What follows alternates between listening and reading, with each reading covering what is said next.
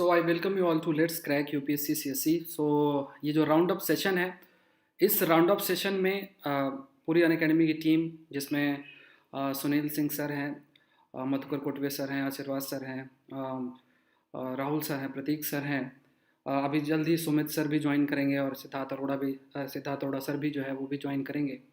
सो हम बहुत सारे आयाम पर चर्चा करेंगे, ख़ास तौर से जो 2020 में क्योंकि एक ये बहुत ही अजीब सा साल था।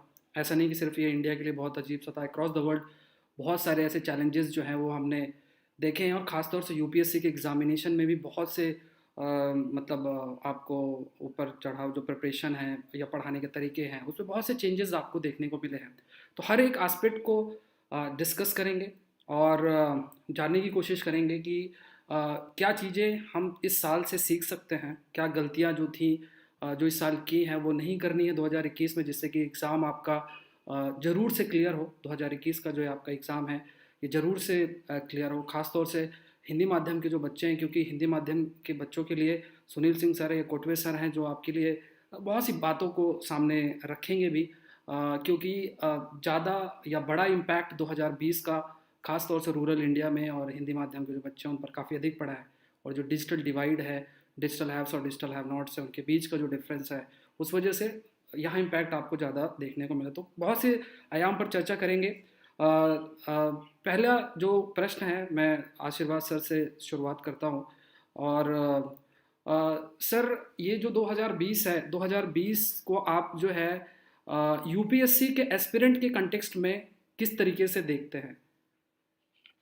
थैंक यू सौरभ सर, आप सभी को वेलकम करूंगा यहाँ पर। सभी को थैंक यू वेरी मच, आप लोग मेरे साथ जुड़े हैं यहाँ पर। बच्चों लोग, मैं सर ने सवाल पूछा 2020 आप लोगों के लिए कैसा है। मैं आपको संबोधित करूंगा बच्चों लोग, 2020 कैसा रहा यूपीएससी एस्पायरेंट्स के लिए। तो पहला जो शब्द दिमाग में आता है, अनिश्चितताओं से भरा। कब एग्जाम होगा, कब नहीं होगा, क्या होगा एग्जाम में, कब का करंट आएगा, कितना आएगा। तो शब्द एक शब्द दिमाग में आता है, वो अनिश्चितता है। उम्मीद करेंगे 2021 ऐसा नहीं होगा। वहां प्री डिफाइंड शेड्यूल होगा, सब कुछ फिक्स होगा, सही समय पर होगा, तो शायद हमारी तैयारी को भी सही मौका मिल सकेगा।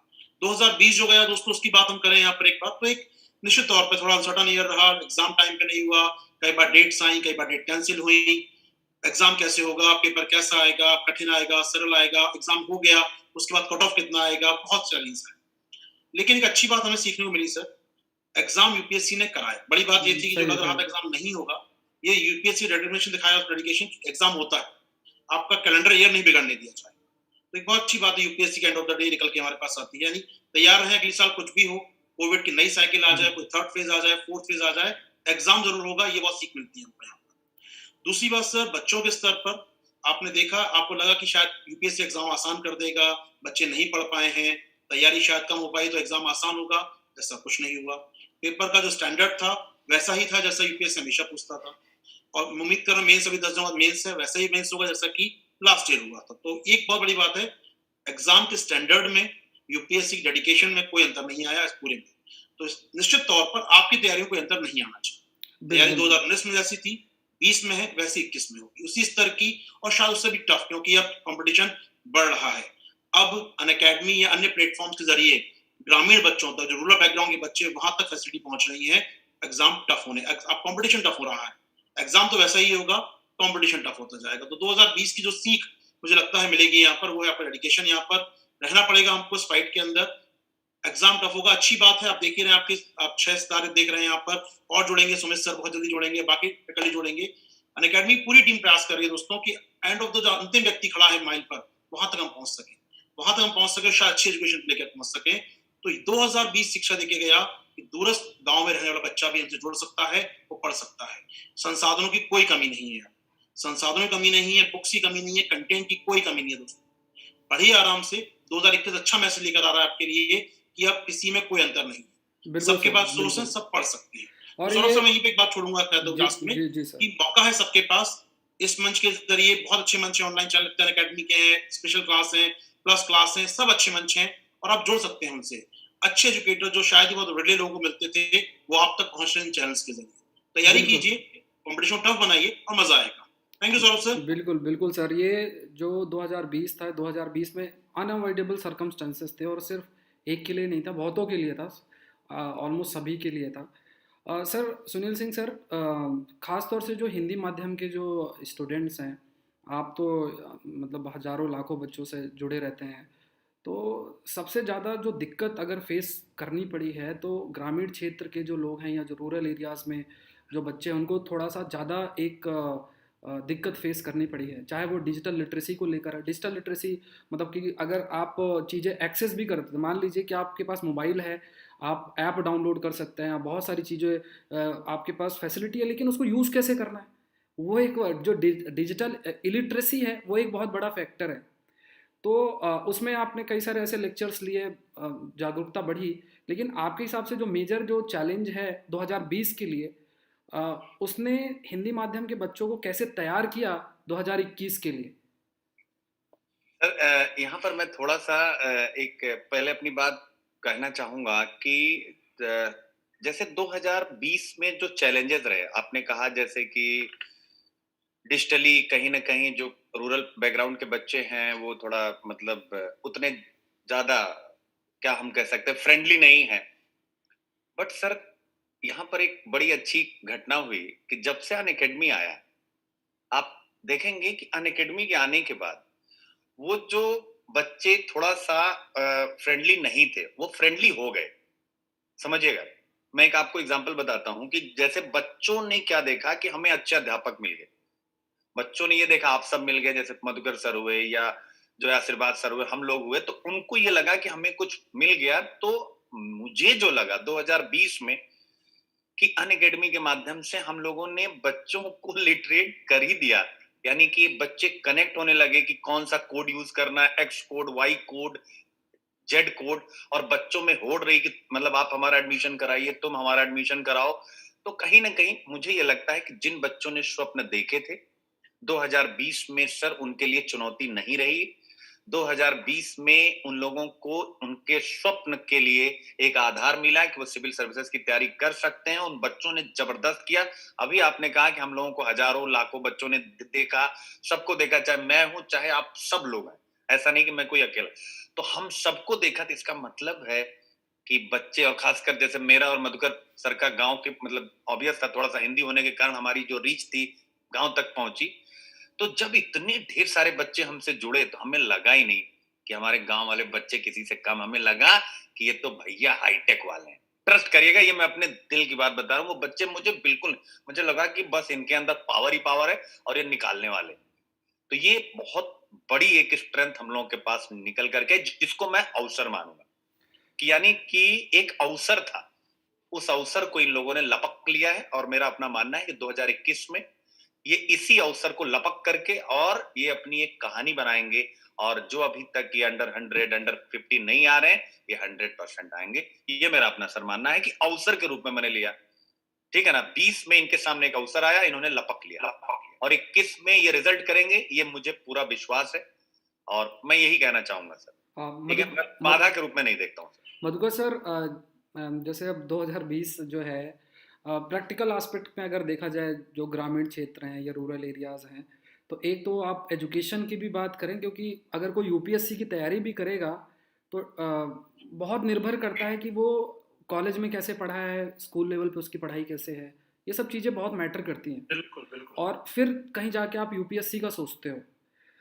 तो ये जो 2020 है, इस 2020 ने हर चीज़ को इम्पैक्ट किया है। मतलब स्कूल एजुकेशन भी इम्पैक्ट कर दिया, ग्रामीण क्षेत्र में जो है वो आपका कॉलेज का जो एजुकेशन है वो भी आपका अफेक्ट हो गया। और तो फिर आपका जो प्रिपरेशन है, उस प्रिपरेशन में डिले तो होगा ऑब्वियस। अगर कोई बच्चा थर्ड ईयर में है या फोर्थ ईयर में है, वो सोच रहा है कि ठीक है अभी मैं अगले साल यूपीएससी दूंगा, उसने अपना माइंड मेकअप किया, अब सडनली ये सारी प्रॉब्लम्स आ गई, तो वो बिल्कुल, अपने आप को डिले जरूर से करेगा कि चलो बाद में करते हैं। तो बिल्कुल। ऐसे सिचुएशन के लिए आप क्या मतलब बच्चों को क्या कहेंगे कि 2021 में ज़रूर से प्रिपरेशन जो है कैसे स्ट्रीमलाइन करें और क्या सोच के उन्हें आगे बढ़ना चाहिए? बिल्कुल, बिल्कुल। सौरभ सर, जैसे आपने जो कहा है, मैं उसे 3 पॉइंट में खत्म कर सकता हूँ। पहले, सबसे पहली बात है कि एक अकेले व्यक्ति का तो दुःख है ही नहीं है। इसे आप पर्सनली या अपने व्यक्तिगत रूप में, ना मैं, ना आप, ना कोई विद्यार्थी ले सकता है। और जब कोई चीज यूनिवर्सल होती है, तो मुझे लगता है कि उस पर तो किसी विद्यार्थी ने उतना ही ध्यान देना चाहिए जितना कि हमारे जीवन की सामान्य घटनाक्रम पर वो ध्यान देता है, क्योंकि ये किसी व्यक्तिगत रूप में तो टारगेट हुआ नहीं। तो दूसरा बड़ा पॉइंट है कि इस समय जैसे कई विद्यार्थियों का विचार है कि करे ना करे, इस तरीके की सिचुएशन है, घर पर भी प्रेशर है, इकोनॉमिकल प्रेशर आ चुका है। कल एक विद्यार्थी का आस्क मी एनीथिंग में यही डाउट था कि सर मेरी तैयारी वीक लग रही, मैं अभी से क्या सोचूं, क्या अगले साल की तैयारी शुरू कर दूं? तो मेरा इसमें एक ही उत्तर है कि 27 जून को एग्जाम है। 26 जून की रात में 10 बजे आप मुझे व्यक्तिगत कॉल कर दीजिए, मैं बता दूंगा कि एग्जाम देना है कि नहीं। लेकिन इस समय हथियार नहीं डाले जा सकते, ये तो युद्ध का समय है। यहाँ पर अगर सामने वाला गिर पड़कर अगर खड़ा हो रहा है, हम घिस घिस कर आगे बढ़ेंगे, लेकिन 27 जून से पहले हम इस बात का ना निर्णय लेंगे, ना किसी प्रकार से अपनी मानसिकताओं पर प्रभाव आने देंगे कि हम इस परीक्षा में तैयारी करें या न करें। इसका निर्णय 26 जून को लिया जाएगा। और जो तीसरी बड़ी बात है, सर अगर ये सिचुएशन है, ये स्ट्रगल है, तो यकीन मानिए जब जीत होगी ना, वो मजा शायद 2019 के विद्यार्थी को भी नहीं आएगा, जितना कि 20 वाला विद्यार्थी और 21 वाला विद्यार्थी अपनी जिंदगी भर का इतिहास हमेशा याद रखेगा। वो अपने 80 साल की उम्र में भी नाती पोतियों से कहेगा कि बेटा ये उस दौर की सफलता है, और कोटवे सर थे उसमें।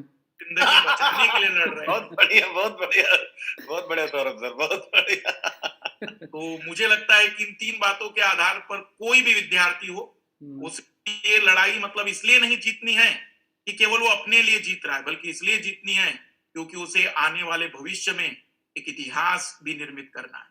बिल्कुल सर, बिल्कुल, बहुत अच्छी बात है। और प्रतीक सर को तो मैं पहली चीज़ तो ये कहूँगा कि वो तो खुद एक इस महामारी से उन्होंने उससे लड़ा है, और फिर भी अपने जो एजुकेशन है, मतलब अपनी जो रिस्पॉन्सिबिलिटी है स्टूडेंट्स के प्रति, उसको उन्होंने मेंटेन किया है बहुत अच्छे तरीके से। और जैसे ही वो ठीक हुए हैं और तुरंत अपनी क्लासेस भी दोबारा से जो है लेना उन्होंने शुरू कर दिया है। सर आपकी तरफ से किन किन थोड़ा सा चीज़ों को ध्यान में रखना चाहिए बच्चों को, ख़ास तौर से आप हिस्ट्री के कंटेक्स्ट में बताइए, क्योंकि हिस्ट्री भी आज के समय में क्योंकि इस समय बच्चे हिस्ट्री लिख भी रहे हैं और हिस्ट्री पढ़ना भी है उनको, दोनों ही चीज़ें हैं। सो किन किन आयामों का उनको ध्यान में रखना चाहिए? Thank you very much Saurabh sir, और बाकी सारे जितने भी हमारे एजुकेटर और आपके बहुत प्रिय टीचर्स जो जुड़े हुए स्टूडेंट्स के। देखो, दो तीन चीजें बताऊंगा मैं आपको। जब जब महामारी हुई है उसने पूरी दुनिया का इतिहास बदल दिया, और कंटिन्यूअसली जितने भी पैंडेमिक्स, अगर आप महामारियों को इतिहास के रूप से देखोगे, तो उन्होंने एक सिविलाइजेशन के रूप में हमको एक शक्ति दी है to move ahead and progress, and eventually हम कुछ ऐसा नया करते हैं जिसके कारण हमारी सभ्यता टिकती भी है, उसके अंदर परिवर्तन भी आता है, और जो एक ह्यूमैनिटी, एक रेस के रूप में अगर आप देखो तो उसमें भी हम लोग प्रोग्रेस करेंगे। मुझे ये लग रहा है when we see the UPSC ने भी जो हिस्ट्री का जो टॉपिक है उसको लेके इस बार काफी ट्विस्टेड क्वेश्चंस निकाले थे, और अभी 6 महीने बाकी है। तो मेरा ये मानना है कि आपको फाउंडेशन तो अभी से फोकस कर देना चाहिए, खास करके एनसीईआरटी। जो बहुत सारे स्टूडेंट्स ऐसा सोचते हैं कि सर हम लोग हिस्ट्री में डायरेक्टली रेफरेंस बुक के ऊपर जंप कर दे चले जाएंगे, तो उनको तो मैं यही सजेस्ट करूंगा कि you try to do the NCERT first of all. पहले फोकस को अभी इग्नोर मत करिए।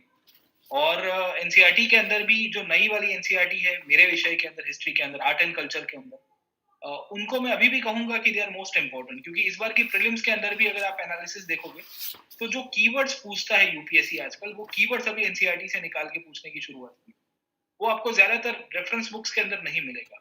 तो एनसीईआरटी से आपका एक तो फाउंडेशन अच्छा होगा, और उसके बाद आप रेफरेंस बुक की तरफ जाओगे तो ज्यादा ठीक रहेगा। लेंदी सब्जेक्ट है, बहुत ही लोगों का वो है ना कि क्या कहते हैं कि एनर्जी डाउन हो जाती है करते करते। तो हमको ये पैंडेमिक से यही सीखना है कि देखो ऑलमोस्ट 1 साल खत्म होने आया है, we are still surviving in the pandemic and we are still moving ahead. काफी लोग ऐसे भी है जो इसके शिकार हो गए, इनमें मैं भी इसका एक पार्ट था, but still we have overcome this. तो आपसे भी यही स्टूडेंट से भी यही रिक्वेस्ट है कि सब्जेक्ट लेंदी है। अभी अगर आप 2021 के लिए प्लान कर रहे हो तो this is the ultimate time जो आपको अभी देना पड़ेगा, और क्योंकि अगर आपने अभी शुरुआत नहीं की तो फिर प्रॉब्लम होगा, जैसे जैसे फरवरी आ जाएगा, मार्च आ जाएगा, तो रिवीजन का टाइम फिर आपको नहीं मिलेगा। बिल्कुल और सर। सब्जेक्ट मेरा ऐसा है हिस्ट्री जो मैं पढ़ाता हूँ, वो बहुत लेंदी टफ सब्जेक्ट है। जब तक उसके अंदर आपका 2 या 3 दफ़ा रिविज़न नहीं होगा, आपको कुछ ग्रास्प ही नहीं होगा। You will feel every time कि मैं हर एक बार नया देख रहा हूँ। कुछ-कुछ सब्जेक्ट्स कंसेप्चुअल होते हैं। वो कंसेप्चुअल सब्जेक्ट्स के अंदर अगर आपने एक बार कंसेप्ट याद रख दिया, तो उसके रिलेटेड भी आप कोई क्वेश्चन आएगा तो टिक करके आ जाओगे, बट यहाँ ये पॉसिबिलिटी नहीं है। दूसरा, आपको यहाँ पे मेंस एग्जाम के लिए भी फिर टाइम नहीं मिलेगा। ये जो टाइम है, उसी टाइम के अंदर आपको प्रीलिम्स और मेंस की कॉम्प्रिहेंसिव तैयारी करनी है। इसके लिए this is the right time. NCERT अभी से शुरू कर दीजिए, खत्म कर दीजिए। You make a strategy of yourself, और उसके साथ साथ आप जो स्टैंडर्ड रेफरेंस बुक्स है हिस्ट्री के अंदर, जैसे बिपिन चंद्रा साहब की किताब है मॉडर्न इंडिया के लिए, या प्लासी टू पार्टीशन हो गई। मॉडर्न इंडिया में बिपिन चंद्रा साहब की किताब आती है इंडिया स्ट्रगल फॉर इंडिपेंडेंस, वो सब किताबें। या स्पेक्ट्रम भी एक अच्छी बुक है, ऐसा भी नहीं है कि स्पेक्ट्रम से भी आप रीड कर सकते हो।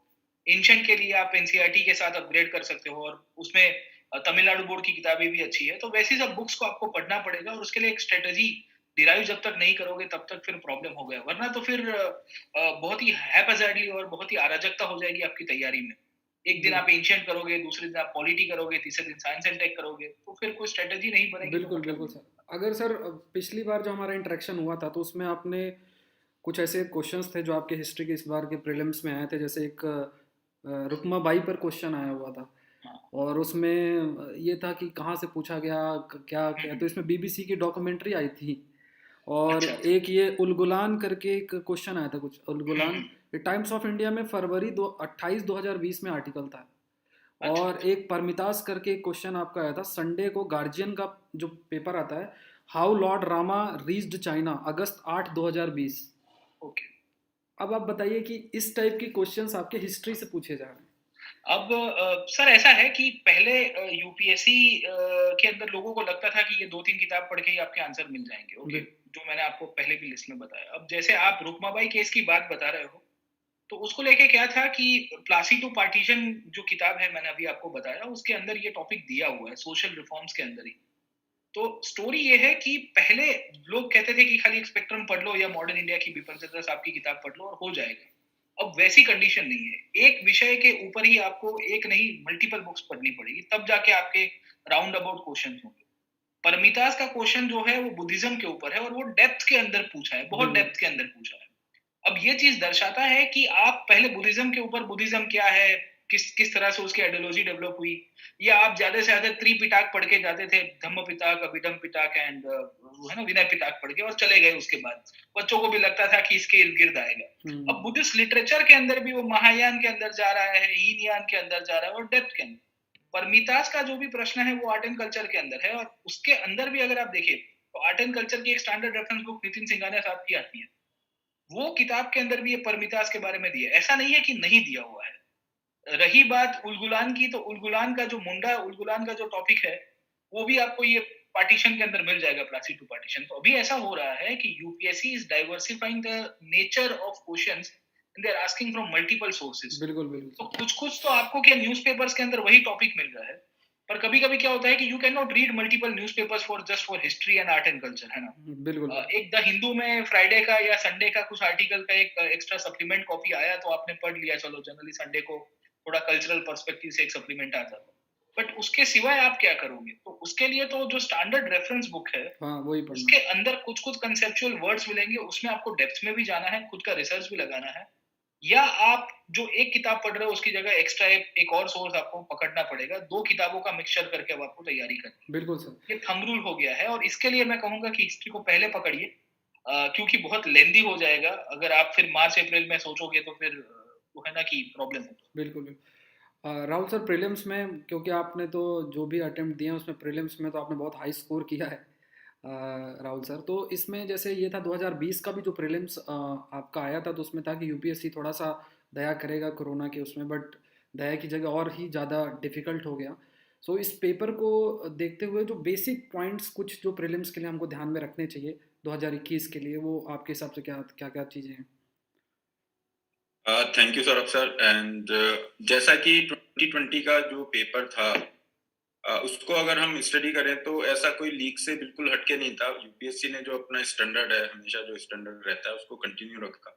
हालांकि बच्चे सोच रहे थे कि हो सकता है कोरोना की वजह से थोड़ा सा दैट दया factor would be there, but ऐसा नहीं था। एंड जो अनप्रेडिक्टेबिलिटी का जो फैक्टर है कि जो यूपीएससी हमेशा यूज करता है, और जिस चीज की वजह से बच्चों को सबसे ज्यादा एक फियर फैक्टर रहता है, यार प्रीलिम्स के अंदर अनप्रेडिक्टेबिलिटी इज देयर, तो वो आपकी है और वो नेक्स्ट ईयर भी कंटिन्यू रहे, fine, this is for sure. यहाँ पे बच्चे इस स्ट्रेटेजी के साथ जा सकते हैं कि यार मेरा जो स्टैटिक पोर्शन है क्योंकि वो बहुत स्ट्रांग होना चाहिए, जो स्टैंडर्ड बुक्स है वो मैंने बहुत अच्छे से, अगर आपने वहां पे स्ट्रॉन्ग होल्ड रखा हुआ है, क्योंकि ये कंपटीशन है, ओके, आपको 200 में से 200 नंबर्स के लिए नहीं जाना है, और अगर आप इस तरह से जो स्टैंडर्ड रेफरेंस बुक है, एक पर्टिकुलर स्ट्रेटजी आप बना के चल रहे हैं, तो वहां पे ये रहेगा कि हाँ यार मैं कंपटीशन की रेंज में हूँ, मतलब अगर मुझे नहीं आ रहा है ये क्वेश्चन, तो जो कंपटीशन में जो बच्चे सिलेक्शन की रेंज में उनको किसी को नहीं आ रहा है, ओके, तो हमेशा हर साल कुछ ऐसे क्वेश्चन होंगे, जैसे इस बार एलिफेंट वाला क्वेश्चन हमने देखा था, एक मिनरल वाला क्वेश्चन था, तो मेरा ये सजेशन रहेगा कि केवल उन कुछ क्वेश्चंस की बेसिस पे आप अपनी स्ट्रेटेजी को डिसाइड नहीं करें, क्योंकि अगर आप वो 10 क्वेश्चन जो हमेशा ऐसे रहेंगे उनको अगर आप कवर करने के लिए जा रहे हो तो आपके 90 क्वेश्चन पीछे छूट गए, तो पहले जो 90 क्वेश्चन है उनको आपको कवर करना है, गेटिंग दिस, तो जो 90 क्वेश्चंस आप कवर कर रहे हो उसमें वही आपकी स्टैंडर्ड सोर्सेज बुक्स हैं जिनको आपने बहुत अच्छे से समझा है, कंसेप्ट जहाँ पे हैं, जैसे इकोनॉमिक्स है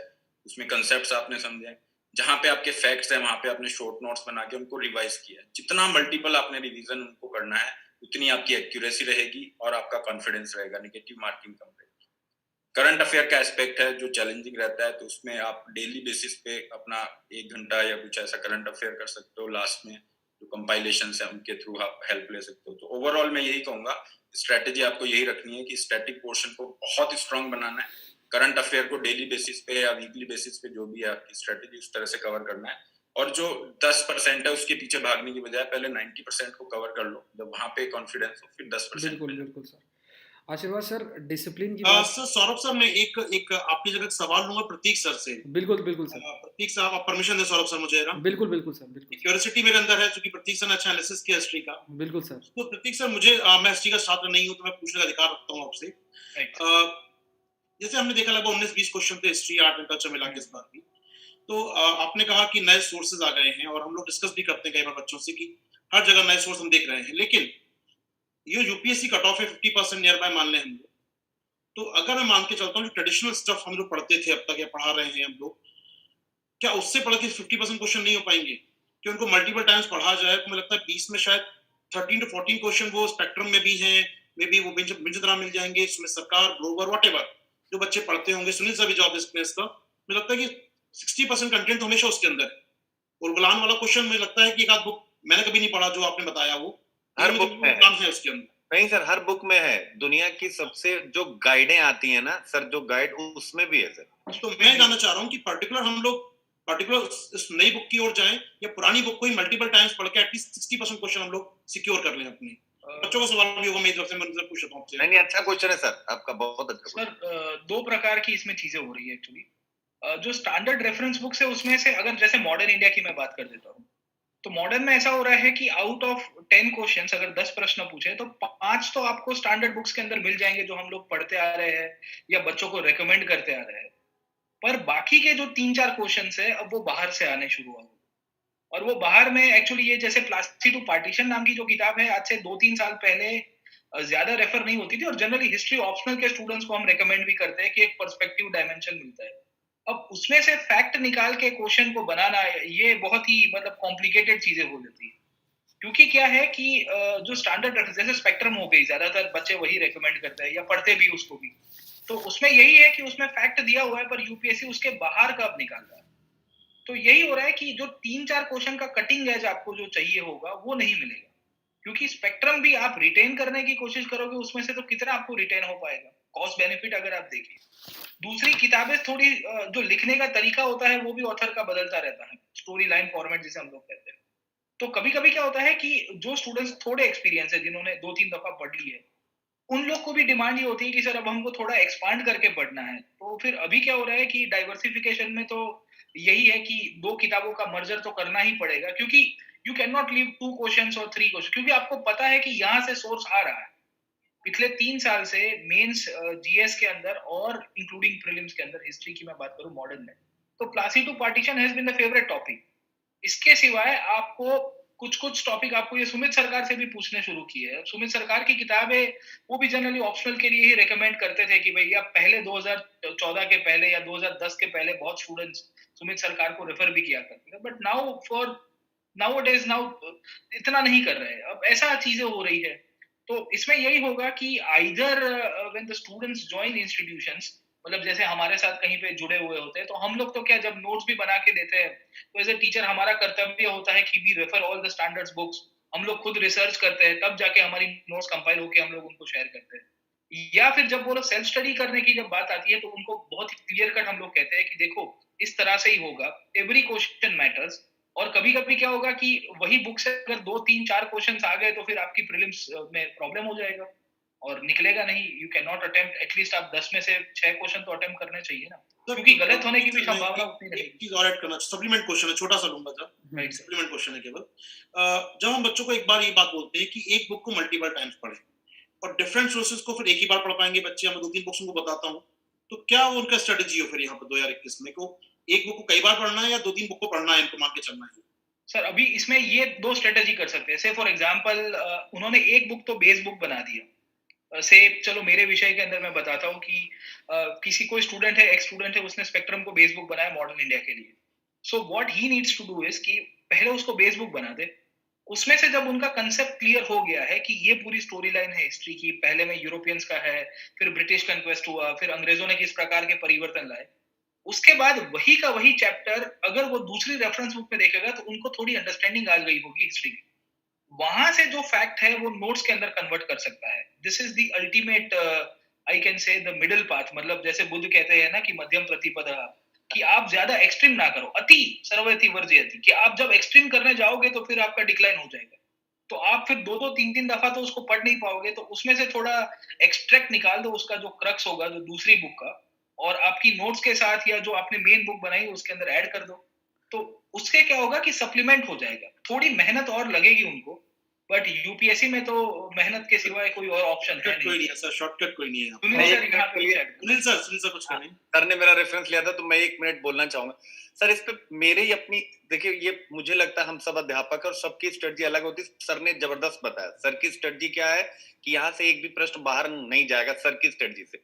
लेकिन हर इंसान की स्ट्रेटजी सर अलग होती है, मेरी थोड़ी अलग है। जैसे जो बच्चे अगर मुझे फॉलो कर रहे हैं तो मेरी स्ट्रेटजी अलग ये होती है कि जैसे मैं, जो आपने कहा कि जो मुझे लगता है कि एक ही 2 किताबें हो, बार बार उसको बाइंड अप करे, तो इसका फायदा क्या होता है सर मैं ये बताना चाहता हूँ। एक तो उसको याद रहता है, तो अगर कोई ऐसा फैक्ट आ गया जो उसने नहीं पढ़ा है तो भी वो गेस कर लेता है। गेस कैसे करता है? क्योंकि हमारे पास 4 ऑप्शन होते हैं।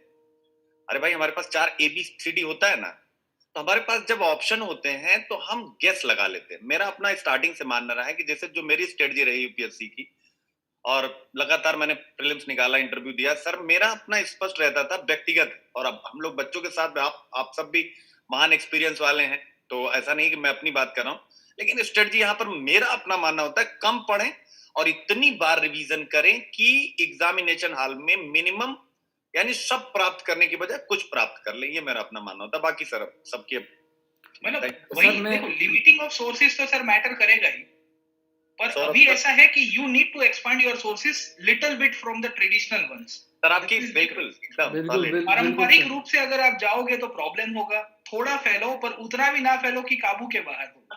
एक सर बिल्कुल, मैं बिल्कुल, जो- इसमें एक हाँ। चीज ऐड करना हाँ हाँ, चाहूंगा। बिल्कुल बिल्कुल जाओ सर, राज। जैसा कि प्रतीक सर ने कहा कि वो स्ट्रेटजी भी सही है, और जैसा सुनील सर बता रहे हैं वो भी बहुत अच्छा तरीका है। यहाँ पे बच्चे क्या कर सकते हैं, जैसा आशीर्वाद ने सर ने पूछा क्वेश्चन कि हमें कौन सा करना चाहिए, कि एक बुक को हम बार बार पढ़ रहे हैं या फिर हम अलग अलग बुक पे जा रहे हैं। तो बच्चे इस तरह से फॉलो कर सकते हैं कि जो स्टैंडर्ड बुक है, ओके, जो एक बुक आपने रेफरेंस रखी है, जैसे प्रतीक सर ने बताया, उस बुक को आप अच्छे से कर लीजिए, नोट्स बना लीजिए, इतना कॉन्फिडेंस हो जाए कि इस बुक से क्वेश्चन आ रहा है, मेरा छूट नहीं जा रहा है।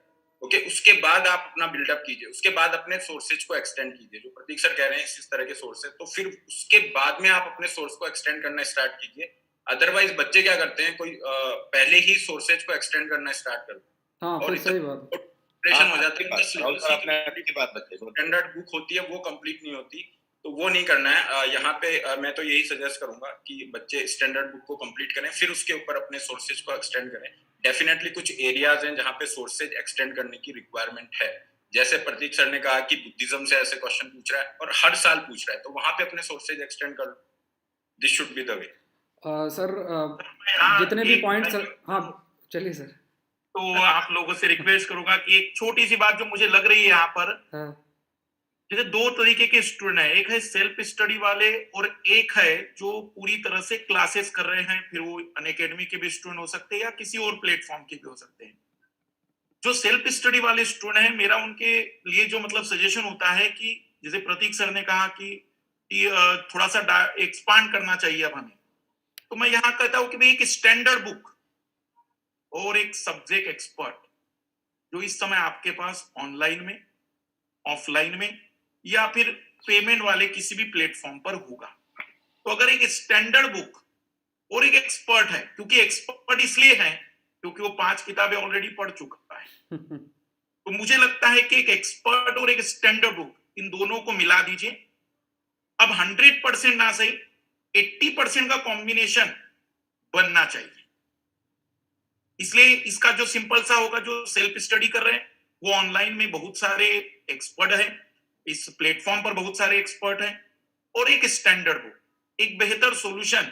हम इस बीच काले रास्ते, जैसे कि बुद्ध जी का बार बार नाम लिया है, तो मैं चाहूंगा कि मध्य मार्ग निकाला जा सकता है। बिल्कुल सर।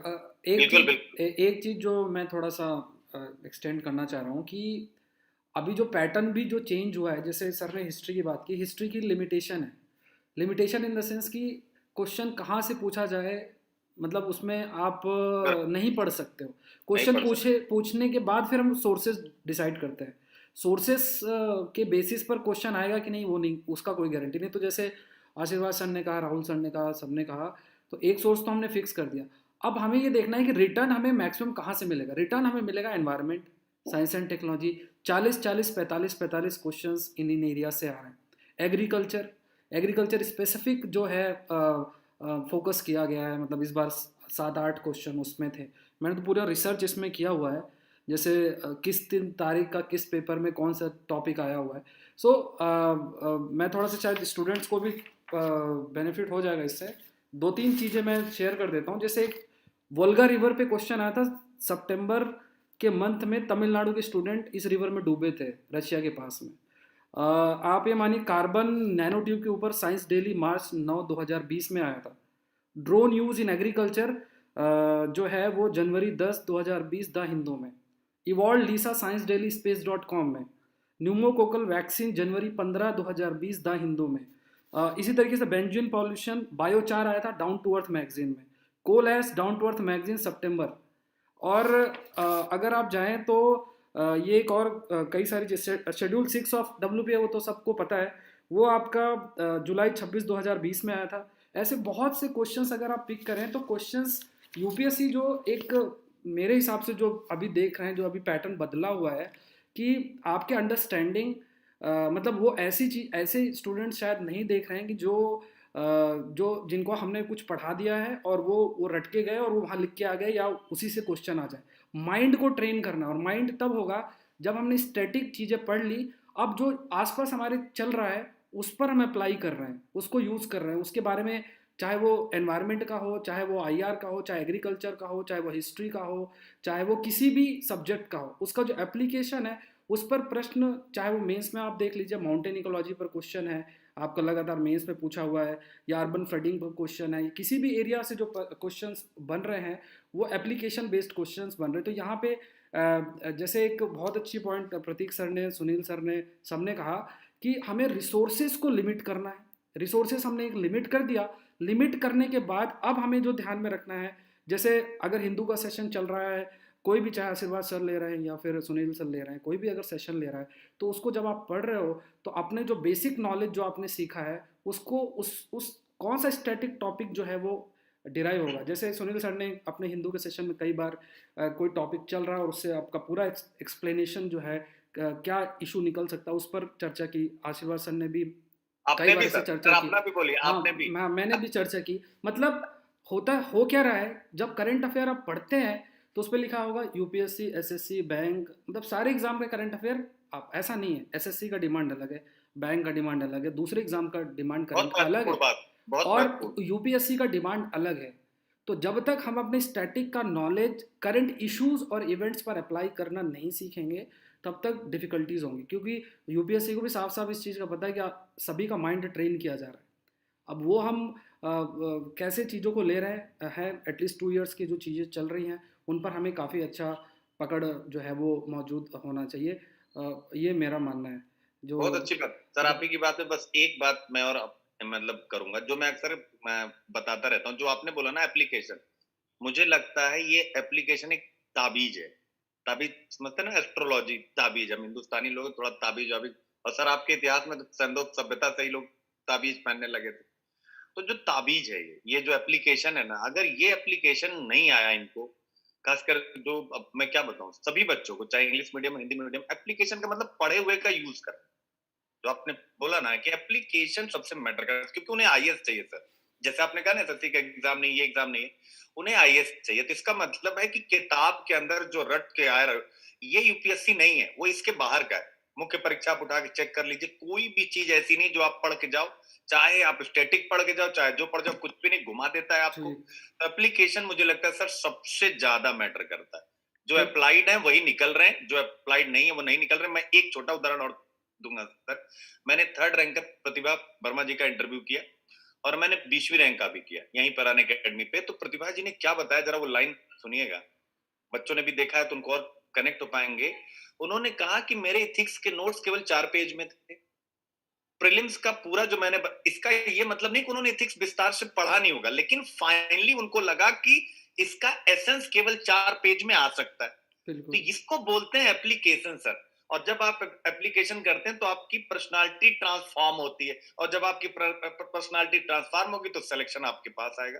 सर बस यही इतना कहना था। सेकेंड सेगमेंट में मूव करते हैं और सब्जेक्ट स्पेसिफिक जो डिस्कशन कर लेते हैं। आशीर्वाद सर, इकोनॉमिक इस बार का भी बहुत सारा मतलब प्रश्न पूछे थे, मतलब काफ़ी एप्लीकेशन बेस्ड भी क्वेश्चन थे और नॉर्मल क्वेश्चंस भी थे। तो इकोनॉमी के लिए बच्चों को किस तरीके से प्रोसीड करना चाहिए? सर इकोनॉमी को लेकर बच्चों में जो हमेशा डर रहता है, इन्हें क्या आएगा, तो ये तो साइड इफेक्ट डर ही अपने आप में। पहली बात तो वो पढ़ने से पहले डर जाते हैं, ये क्या है सब्जेक्ट, मतलब इनका बैकग्राउंड नहीं है, वो डर जाते हैं। लेकिन अगर आप रियली पढ़ने बैठे हो उसको, तो उससे आसान भी कुछ नहीं है। मोस्ट प्रेडिक्टेबल चीज है, प्रेडिक्ट कर सकते हैं क्या क्वेश्चन आएंगे। गवर्नमेंट की पॉलिसीज वही लिमिटेड पॉलिसीज, उसके बियॉन्ड नहीं जाएगा। वही फिस्कल मैनेजमेंट, वही फॉरेक्स, वही फॉरेन ट्रेड, उसके बाहर टॉपिक नहीं जाएंगे। लिमिटेड रिसोर्स है, आपको इकोनॉमिक सर्वे ढंग से पढ़ना है, आपको बजट एक बार स्कैन करना है ढंग से बैठकर, गवर्नमेंट की पॉलिसीज जो चल रही है उसको स्कैन करना है। बियॉन्ड नहीं है, लेकिन चूंकि मार्केट है, चूंकि मार्केट डर पर चलता है, जितना डर है उतना बड़ा मार्केट होगा। तो हमारे यहाँ पर डराया जाता है। मैं देखता हूँ बहुत बहुत अदर यूट्यूबर्स हैं या बहुत लोग ऐसे हैं, एजुकेटर कहना गलत होगा उनको, सो कॉल्ड यूट्यूबर्स हैं वो लोग, वो डराते हैं बच्चों को, यार देखो ऐसा है वैसा है, इकोनॉमी यहाँ से आ गया। कुछ नहीं है सर, बहुत इजी इकोनॉमी हमेशा मानता हूँ। बट जो सुनील सर ने कहा, एप्लीकेशन, आपका देश कैसे रन करता है यार, कहाँ से पैसा आता है, कहाँ जा रहा है, इतना बस नॉलेज होना चाहिए। सिंपल टर्मिनोलॉजी पढ़नी है, बेसिक एनसीईआरटी या जो भी आप 11th-12th बुक पढ़ते हैं, एनसीईआरटी के अंदर है, कई कोई जैन अवरी की बुक पढ़ता है, उन्हीं में सब छुपी इकोनॉमी सर। वो बेसिक पार्ट वहां से आएगा, प्लस अपडेट कर लीजिए करंट अफेयर्स। आपका द हिंदू का बिजनेस पेज ले लीजिए, वो ना पढ़ना चाहे, इकोनॉमिक टाइम्स, हिंदी वाले बच्चे हैं, बहुत सारे हिंदी में अच्छा पिंक पेपर आते हैं आजकल, हिंदी में आ गए हैं, बिजनेस स्टैंडर्ड हिंदी में आता है, उसको पढ़िए बैठकर, डेली पढ़िए, रेगुलर पढ़िए, बहुत आसान। लेकिन बिल्कुल बच्चे सर। शायद उन चीजों बचते हैं कहीं ना कहीं, और मुश्किल हो जाती है इंग्लिश से। सर जो एडवांस टॉपिक्स आते हैं, जैसे इस बार भी कुछ एडवांस टॉपिक्स आपके पूछे गए थे, तो उनके लिए क्या क्या थोड़ा सा प्रोसीजर होता क्या, एडवांस कहाँ जाएगा सर, आरबीआई की नोटिफिकेशन में जाएगा, जो मैं लगता है हमारे रीच के बाहर चला गया। वो आरबीआई ने कोई ब्लॉकचेन पे को जारी कर दिया, ब्लॉकचेन टेक्नोलॉजी पर, या उसने कोई डेटा प्राइवेसी पे जारी कर दिया। हम उन बेसिक रेगुलेटर्स को भूल जाते हैं। हमारा काम बीइंग अ रेगुलेटर, हमारा काम रेगुलेट करना है। आप ब्यूरोक्रेसी में जाएंगे, आप रेगुलेटर के पास जाएंगे, आपका काम रेगुलेट करना है। तो जो भी रेगुलेटर्स गाइडलाइन जारी कर रहे हैं उनको फोकस कीजिए, चाहे वो एफएसएसआई हो, चाहे वो कंज्यूमर प्रोटेक्शन की बात हो, चाहे वो आरबीआई की बात, तो व्हाटएवर जो रेगुलेटर कह रहे हैं उनको फॉलो तो करना ही पड़ेगा। और हर रेगुलेटर की बात आपके अखबार में आती है, अब उसको क्या, उसको फॉलो करें, उनकी बेसिक गाइडेंस फॉलो करें, बहुत आसान है। मतलब बच्चे देख रहे हैं, जानते हैं। हमने जो पढ़ा इकोनॉमी में, ये तो दावा ऑनलाइन में कह सकता हूँ, जो ऑनलाइन रिकॉर्ड पढ़े क्लासेस, जो हमने कहा वो एग्जाम में आ गया, इसमें कुछ बाहर नहीं गया। ये दिखाता है कहीं ना कहीं सर ऐसा नहीं मैं पढ़ा रहा हूँ, वो सब चीजें ऑन द रिकॉर्ड है, अखबार में आई थी, मैंने नहीं पढ़ाया। वो बस आपको देखना है, आप भी पढ़ सकते हैं, कोई पढ़ सकता है उसको। सर कोई कि उसको रेफरेंस डराना बच्चों को वो रेफरेंस अलग बुक के चीज है। लिए कोई मतलब इकोनॉमी के लिए कोई रेफरेंस बुक भी हमें सर एक बेसिक बुक में हमें रमेशन पढ़ना चाहे बच्चे, बहुत हाँ, हैवी है लेकिन पढ़ सकते हैं आराम से क्लास के साथ। जो सर ने कहा कि बुक प्लस एक फैकल्टी मिल जाए साथ में तो काम आसान हो जाता है उसमें। हम्म, वो एक आसान काम है। बाकी एनसीईआरटी पढ़ना चाहें, एनसीईआरटी प्लस इकोनॉमिक सर्वे जोड़ें अपने साथ, अपने अखबार को जोड़ें पर डे। इकोनॉमिक बिल्कुल टफ नहीं है सर। पहली बात तो बहुत अच्छे नर्क से निकाल दें टफ इकोनॉमिक। बिल्कुल ये बिल्कुल बहुत बड़ा एक मैं देख रहा हूँ बच्चों बैरियर बना लेते हैं, इकोनॉमी नहीं हमारा बैकग्राउंड नहीं, सर कहाँ से आएगा। बिल्कुल मैं सर। अपने बच्चों को बोलता था 2 मार्च को याद है मैं इकोनॉमी जब चालू किया था अन अकेडमी प्लेटफॉर्म पर, मैंने कहा था 75 आवर्स मुझे दे दो, ब्लड के अंदर घुस जाएगी इकोनॉमी तुम्हारी। हम्म, और मैं सफलता को कह सकता हूँ आज उस प्रोग्राम खत्म करने के बाद कि बच्चे मानते हैं इस बात को। ऑन रिकॉर्ड है बात ये कि हाँ बच्चों को आगे बच्चों ने अच्छा करके आए हैं टीम मिला के। जी, जी, बिल्कुल, बिल्कुल बहुत सर। बढ़िया था। तो कोटवे ये सर एक हिंदी कोई बातें बेसिक पढ़ना है वो बस मिस कर देते हैं हम लोग और जाने क्या-क्या पढ़ने लगते हैं। जी, जी, बहुत कोचिंग के बढ़िया। नोट्स ले आएँगे, कोई येलो बुक ले आएँगे, कुछ ले आएँगे, उसको पढ़ने बैठ जाएँगे, बेसिक कहीं भूल के हम सब काम करेंगे। बिल्कुल सर। तो मुझे कोटवे लगता है सर शायद हिंदी बेसिक माध्यम के फोकस जो करना चाहिए। बच्चे हैं, हिंदी माध्यम के बच्चों के लिए खास तौर से जो एनवायरनमेंट और साइंस का सेक्शन है, ये बहुत एक चैलेंजिंग रहता है। साइंस साइंस एंड टेक्नोलॉजी और एनवायरनमेंट, क्योंकि जैसे जब भी प्रिपरेशन करते हैं तो सबसे पहले प्रतीक सर का सब्जेक्ट आता है, फिर उसके बाद ज्योग्राफी जाता है, ऐसे ऐसे मतलब एनवायरनमेंट साइंस और इन एरियाज में फोकस नहीं हो पाता है। तो कैसे इस पर एम्फोसिस करना चाहिए खास तौर से हिंदी माध्यम के बच्चों के लिए? आप मुझसे पूछ रहे हैं सर? नहीं नहीं, Kotwe sir. What is sir? जैसे कि इकोलॉजी इन्वायरमेंट सर, मेरा हमेशा ही इस पर एक दबाव इसलिए होता है, मतलब मैं सभी सरों से माफी चाहूंगा, बाकी विषयों से हमेशा इस विषय को प्रायोरिटी देने हाँ, बिल्कुल, बिल्कुल सर, सहमत, सहमत, सहमत। उसका सबसे बड़ा रीजन है सर, 4 टॉपिक है इस विषय में, 4 टॉपिक गिने जा सकते हैं: इकोसिस्टम, बायोडायवर्सिटी, पॉल्यूशन और करंट अफेयर। हाँ, ये मैं कह सकता हूं कि करंट अफेयर इसमें थोड़ा सा बड़ा हो सकता है, और इसके लिए जरूरी है कि थोड़ा सा इस विषय को फोकस होकर, जैसे प्रतीक सर भी इस बात को मानेंगे या बाकी सर भी मानेंगे कि बाकी विषयों को बच्चों का जितना आवर डेडिकेट होता है, हमारे इस विषय के साथ थोड़ा तो अन्याय होता है। मतलब इस 50 आवर्स अगर इस सब्जेक्ट को ताकत से दिए जाए तो इस विषय के बलबूते 1/4 मतलब 20-25 क्वेश्चन तक आप बढ़िया से कवर कर सकते हैं। तो इकोलॉजी इन्वायरमेंट के लिए तो मेरा व्यक्तिगत दबाव होता है विद्यार्थी पर कि शुरुआत, जैसे कई बार बच्चे कहते हैं सर शुरू कहाँ से करूं, तो मैं कहता हूं देखो भाई 2 जगह से शुरू करो। अगर आर्ट्स बैकग्राउंड से हो तो हिस्ट्री बेस्ड है, मॉडर्न हिस्ट्री, थोड़ी बहुत कहानी है तो मजे भी आ जाएगा, शुरुआत कर सकते हो। साइंस बैकग्राउंड का है, बायोलॉजी का है तो इकोलॉजी ले लो। और अगर कहता है कि नहीं मैं इंजीनियरिंग बैकग्राउंड का हूं तो मैं कहता हूँ ज्योग्राफी से ले लो फिर। तो इकोलॉजी इन्वायरमेंट के लिए तो मेरा दबाव है कि इसे हमेशा एक प्रायोरिटी दी जाए, और इतनी प्रायोरिटी दी जाए कि जितना पॉलिटी, जितना इकोनॉमिक्स, जितना ज्योग्राफी को इंपॉर्टेंस दिया जाता है उतना इसी को। और जो दूसरा है science tech, sir science tech में तो मैं कहूंगा कि जितना आप लोगों को फॉलो किया जाए बेसिक साइंस टेक करने के बाद, सौरभ सर हुए, सुनील सर हुए, आशीर्वाद सर हुए, क्योंकि करंट में जो साइंस टेक है वो मेरे हिसाब से साइंस टेक बेसिक करने के बाद करंट वाले साइंस टेक को कवर करना ज्यादा यूजफुल होगा, क्योंकि उसी के माध्यम से आप प्रीलिम्स में जिस प्रकार का सिनेरियो बन रहा है उसे बेहतर तरीके से कवर कर पाएंगे। तो साइंस टेक के लिए करंट को थोड़ा सा ज्यादा और बेसिक एक नजर देखने के बाद ही करंट पर आए, और इकोलॉजी इन्वायरमेंट के विषय को तो बिल्कुल स्पेशल प्रायोरिटी देते हुए फोकस किया जाए। और इसके लिए अगर किताबों की मैं बात करूं तो जैसे कि इंग्लिश मीडियम में 2 से 3 किताबें काफी अच्छी हैं। एक तो हम जब एमएससी वालों को तैयार करवाते थे तो एक शर्मा सर की किताब आती थी, बट अब मैं उसको मना कर देता हूँ क्योंकि वो बहुत ट्रेडिशनल हो जाती है। तो एक शंकर आईएएस के नोट्स बेटर माने जाते हैं। और अगर हम बात करें हिंदी सर माध्यम में, हिंदी माध्यम में शंकर आईएएस का है? नहीं नहीं नहीं, तो हिंदी माध्यम में मैं जैसे कहता हूँ कि भाई अगर आपको लगे तो आप दृष्टि वाली किताब भी ले सकते हैं, या फिर अगर आपको बेस्ट लगे तो जो एक किताब आती है परीक्षा वाणी की, वो भी ठीक कंटेंट अवेलेबल करा दे। ठीक है sir. So environment science and technology sir, Sunil sir, Hindi माध्यम के जो बच्चे हैं उनके लिए जो पॉलिटी है और ख़ास तौर से दूसरा जो आप जो इकोनॉमी एस्पेक्ट है उसको किस तरीके से कवर करना चाहिए, और ख़ास तौर से करंट अफेयर्स के बारे में भी थोड़ा सा आप अगर जानकारी दें।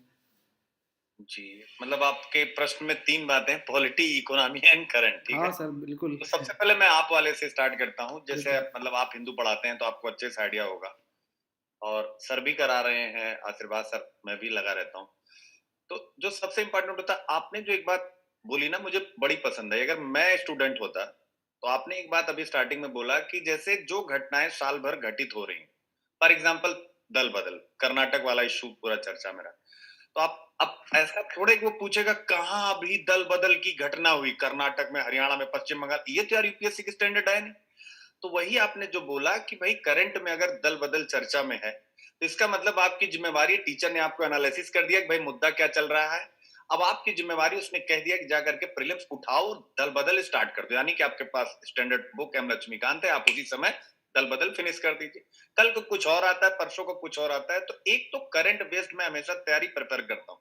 अब उसको बच्चे एक्सेप्ट करें या ना करें, मेरी अपनी हमेशा से स्ट्रेटजी ये रहती है कि करंट बेस्ड तैयारी बहुत ज्यादा महत्वपूर्ण है। क्यों? क्योंकि इंटरेस्टिंग होती है सर, और साल भर सर चलती है। जैसे पॉलिटी मान लीजिए आप पढ़ते हैं, मैंने कहा बच्चे एम लक्ष्मीकांत पढ़ने, मैंने यूट्यूब पे पढ़ाया है, सिद्धार्थ सर ने पढ़ाया, बड़े हिट भी हुए हैं। इनफैक्ट ललित यादव सर के वीडियो जो अपने यूट्यूब पे पढ़े वो भी काफी हिट गए हैं।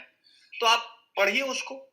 मेरा ये, लेकिन मेरा अपना मानना होता है कि एक तो करंट बेस चलते रहे बच्चे, रोज रोज की जो घटनाएं आ रही हैं, कोई भी घटना घटित हुई कि पार्लियामेंट्री कमेटी ने ये कहा, तुरंत उठा करके पार्लियामेंट्री कमेटी क्या होता है वो अपना उन्होंने पढ़ लिया, एक ये।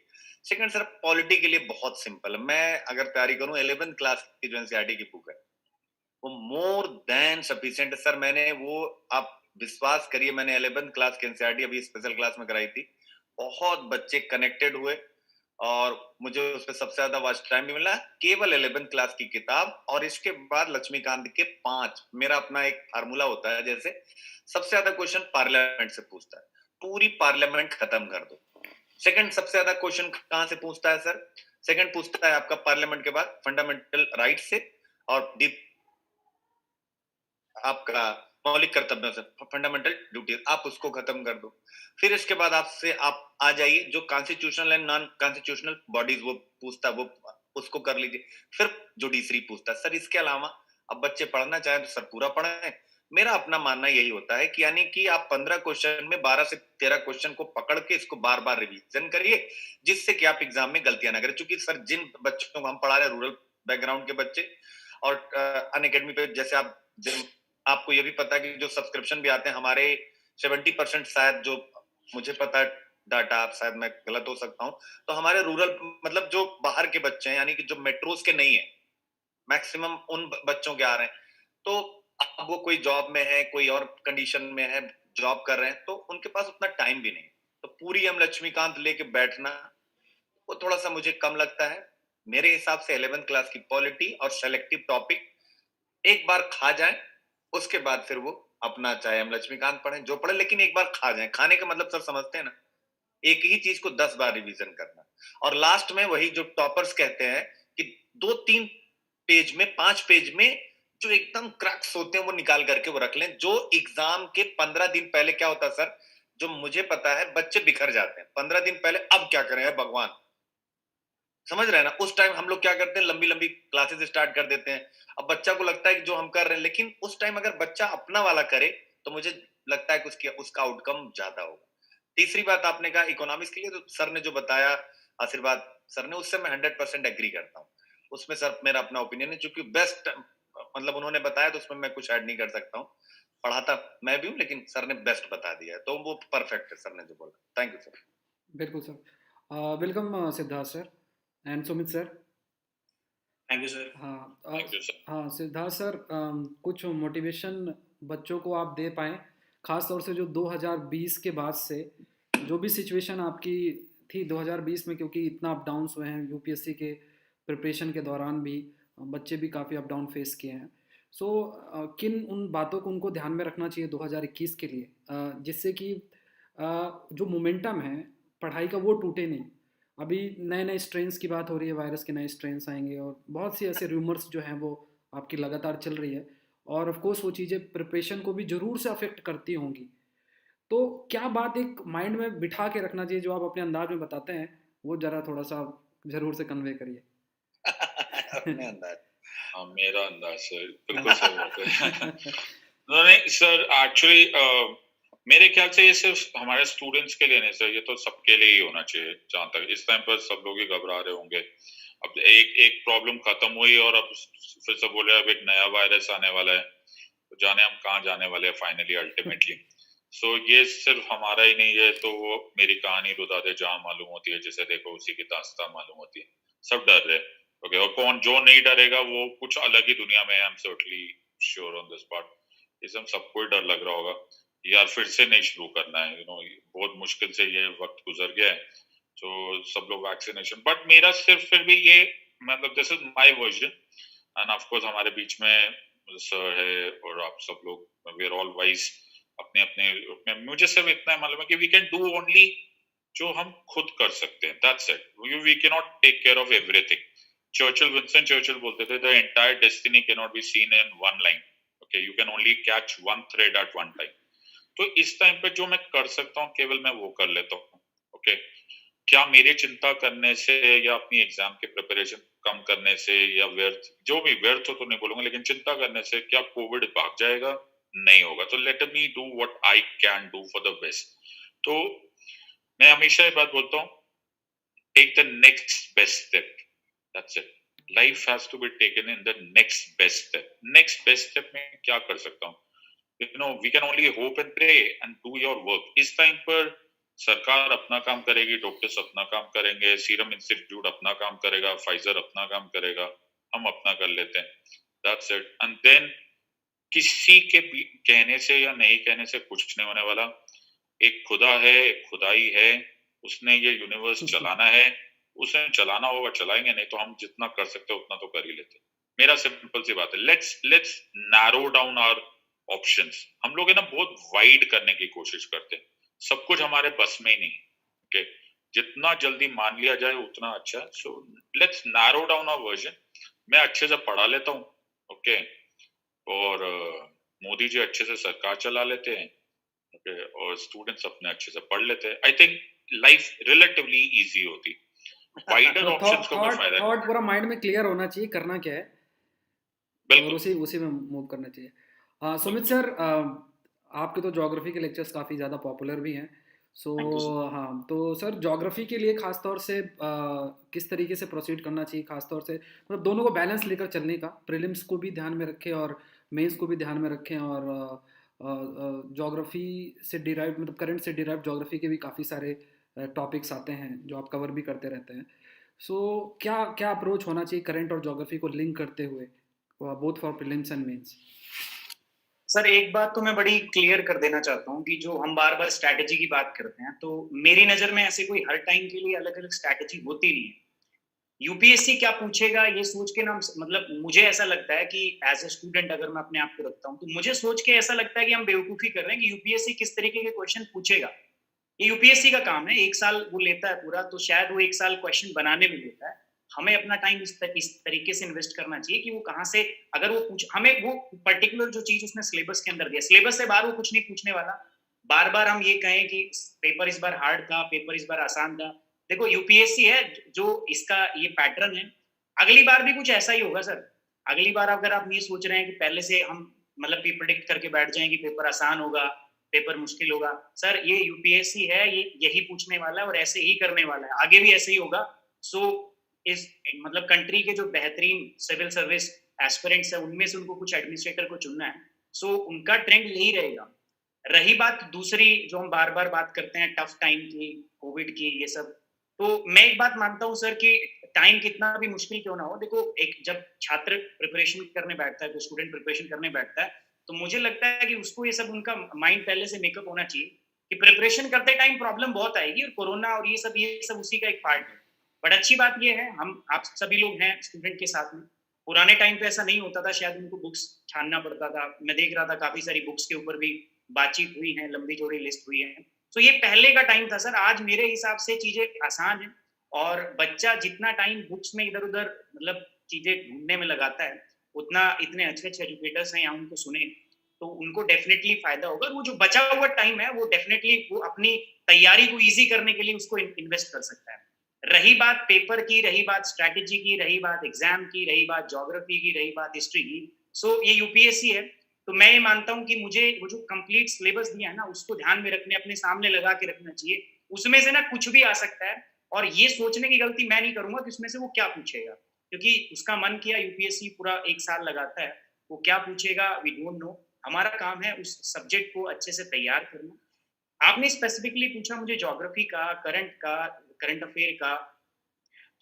मैं एक बात बताना चाहूंगा, ज्योग्राफी का एज अ, सिर्फ ज्योग्राफी की अगर मैं बात करूं, तो पिछले कुछ टाइम से मैं देख रहा हूँ स्पेसिफिक ज्योग्राफी सब्जेक्ट का स्कोप शायद उतना नहीं रहा है, बट ज्योग्राफी के अंदर ही एक पार्ट आता है that is environment and ecology. So environment ecology, और उसके साथ में अगर मैं बात करता हूँ तो हमारा एक सेगमेंट और उसमें जुड़ जाता है करंट अफेयर।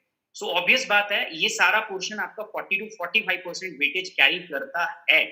सो अब वो अलग अलग बांट के हम, मुझे मुझे मतलब थोड़ा सा, और मुझे ऐसा लगता है जब एज अ स्टूडेंट मैं अपने आप को देखता हूँ, मतलब मैं स्टूडेंट के जगह अपने आप को रख के सोचता हूँ, तो ये जो बाइफर्केशन होता है कहीं ना कहीं ये चीजों को मुश्किल बना देता है। जब मैं बोलूंगा स्टूडेंट को कि 45% इसी से आएगा, तो अपना ध्यान डाइवर्ट करेगा। एक बैलेंस अप्रोच होनी चाहिए, हर सब्जेक्ट का उतना ही महत्व है, चाहे वो ज्योग्राफी हो, चाहे वो पॉलिटी हो, चाहे इकोनॉमिक्स हो, हिस्ट्री हो, करंट अफेयर हो, हर सब्जेक्ट उतना ही आएगा। जो यूपीएससी ने पैटर्न सेट कर दिया, जो सिलेबस है उसी में से आएगा। अप्रोच हर टाइम वही होगी, मुश्किल नया स्ट्रेन पुराना स्ट्रेन, सर ये चलेगा। और मुश्किल जो है ना, मेरे हिसाब से वही आपकी पर्सनालिटी को इम्प्रूव करेगी। एक अच्छा स्टूडेंट या अच्छा पर्सन या अच्छा एक स्ट्रॉन्ग पर्सनालिटी वाला आदमी वही बनता है जो बहुत सारी चैलेंजेस को फेस करके आए। और मुझे लगता है स्टूडेंट में है हमारे में दम, ऐसी बात नहीं है, बहुत अच्छे अच्छे स्टूडेंट हमारे साथ हैं, क्योंकि उनको लग रहा है कि हमारे एजुकेटर्स जो है एकेडमिक प्लेटफॉर्म पे, आप सभी इतने बेहतरीन एजुकेटर हैं, उनको पता है दिन रात हम उनके लिए काम कर रहे हैं। तो हम जब कोई कमी छोड़ नहीं रहे, तो मुझे लगता नहीं कि कोई उनको भी कोई परेशानी रहेगी। बिल्कुल बिल्कुल बिल्कुल बिल्कुल बिल्कुल सर। राहुल सर, आपका भी ज्योग्राफी ऑप्शनल रहा है। जैसे जब स्टूडेंट थोड़ा सा तैयारी करने का सोच भी रहा है, जैसे अभी 6 महीने, 5 महीने, 6 महीने का जो हमारे पास समय है, सो जैसे अब इस सब्जेक्ट को आप जब पढ़ना शुरू करते हो तो बेसिक अंडरस्टैंडिंग होना ज़रूरी है। बहुत से ऐसे डिफ़िकल्ट टॉपिक्स, जैसे अभी फ़िलहाल के लिए कई सारे ऐसे टॉपिक्स चल रहे थे, उनको समझने के लिए थोड़ा तो बेसिक अंडरस्टैंडिंग हमें ज़रूरत होगा। हमें वो शुरुआत कैसे करना चाहिए? मतलब एनसीईआरटी से शुरुआत करें, या डायरेक्ट कोई किताब पढ़ना शुरू कर दें, या फिर करंट इश्यूज़ को ही सिर्फ करना चाहें? तो ज्योग्राफी के लिए बेसिक जो अप्रोच, राहुल सर, क्या हमको ध्यान में रखना चाहिए, जो बच्चे सिर्फ अभी तैयारी का सोच रहे हैं, मान लीजिए उनको? देखिए, बेसिक अगर आप स्टार्टिंग कर रहे हो तो ज्योग्राफी के लिए एनसीईआरटी बहुत अच्छा सोर्स है। स्पेशली अगर क्योंकि इसके अंदर ये है कि नई एनसीईआरटी लेनी है, पुरानी लेनी है। अगर आपके पास टाइम बहुत कम है, okay, you have very limited time और आपको केवल बहुत लिमिटेड रिसोर्सेज फॉलो करने हैं, उस कंडीशन में आप जो 11th की एनसीईआरटी है उसको फॉलो कर सकते हो। बट वहाँ पे एक जो ये रहेगा कि पूरा कवरेज हो गया है, कि वो चीज नहीं रहेगी। In that context, you can refer few books as well, especially अगर आप जीसी लियो पढ़ लेते हैं तो वो बहुत हेल्पफुल होगी कंसेप्ट वाइज। अगर आपको ज्योग्राफी में ज्यादा इशू है, you may refer the 6th 7th 8th की जो एनसीईआरटी है, पुरानी वाली जो एनसीईआरटी है, ओके। तो उससे अगर आप उस एनसीईआरटी को पढ़ भी रहे हैं तो आप देखोगे काफी सारे प्रीवियस ईयर के क्वेश्चन वहां से डिराइव है। 6th की एनसीईआरटी से बहुत सारे क्वेश्चन डिराइव। और वहां पे उसको पढ़ने का फायदा यह है कि जो शुरू में बच्चा तैयारी शुरू कर रहा है तो उसको थोड़ा कंसेप्चुअल अंडरस्टैंडिंग हो जाएगी। और सर मैपिंग मैपिंग का क्या ध्यान में रखना है? मैपिंग के अंदर ये है कि करंट ओरिएंटेड रहता है। मैपिंग के अंदर करंट ओरिएंटेड है तो करंट अफेयर से उसको लिंक कर रहे हो।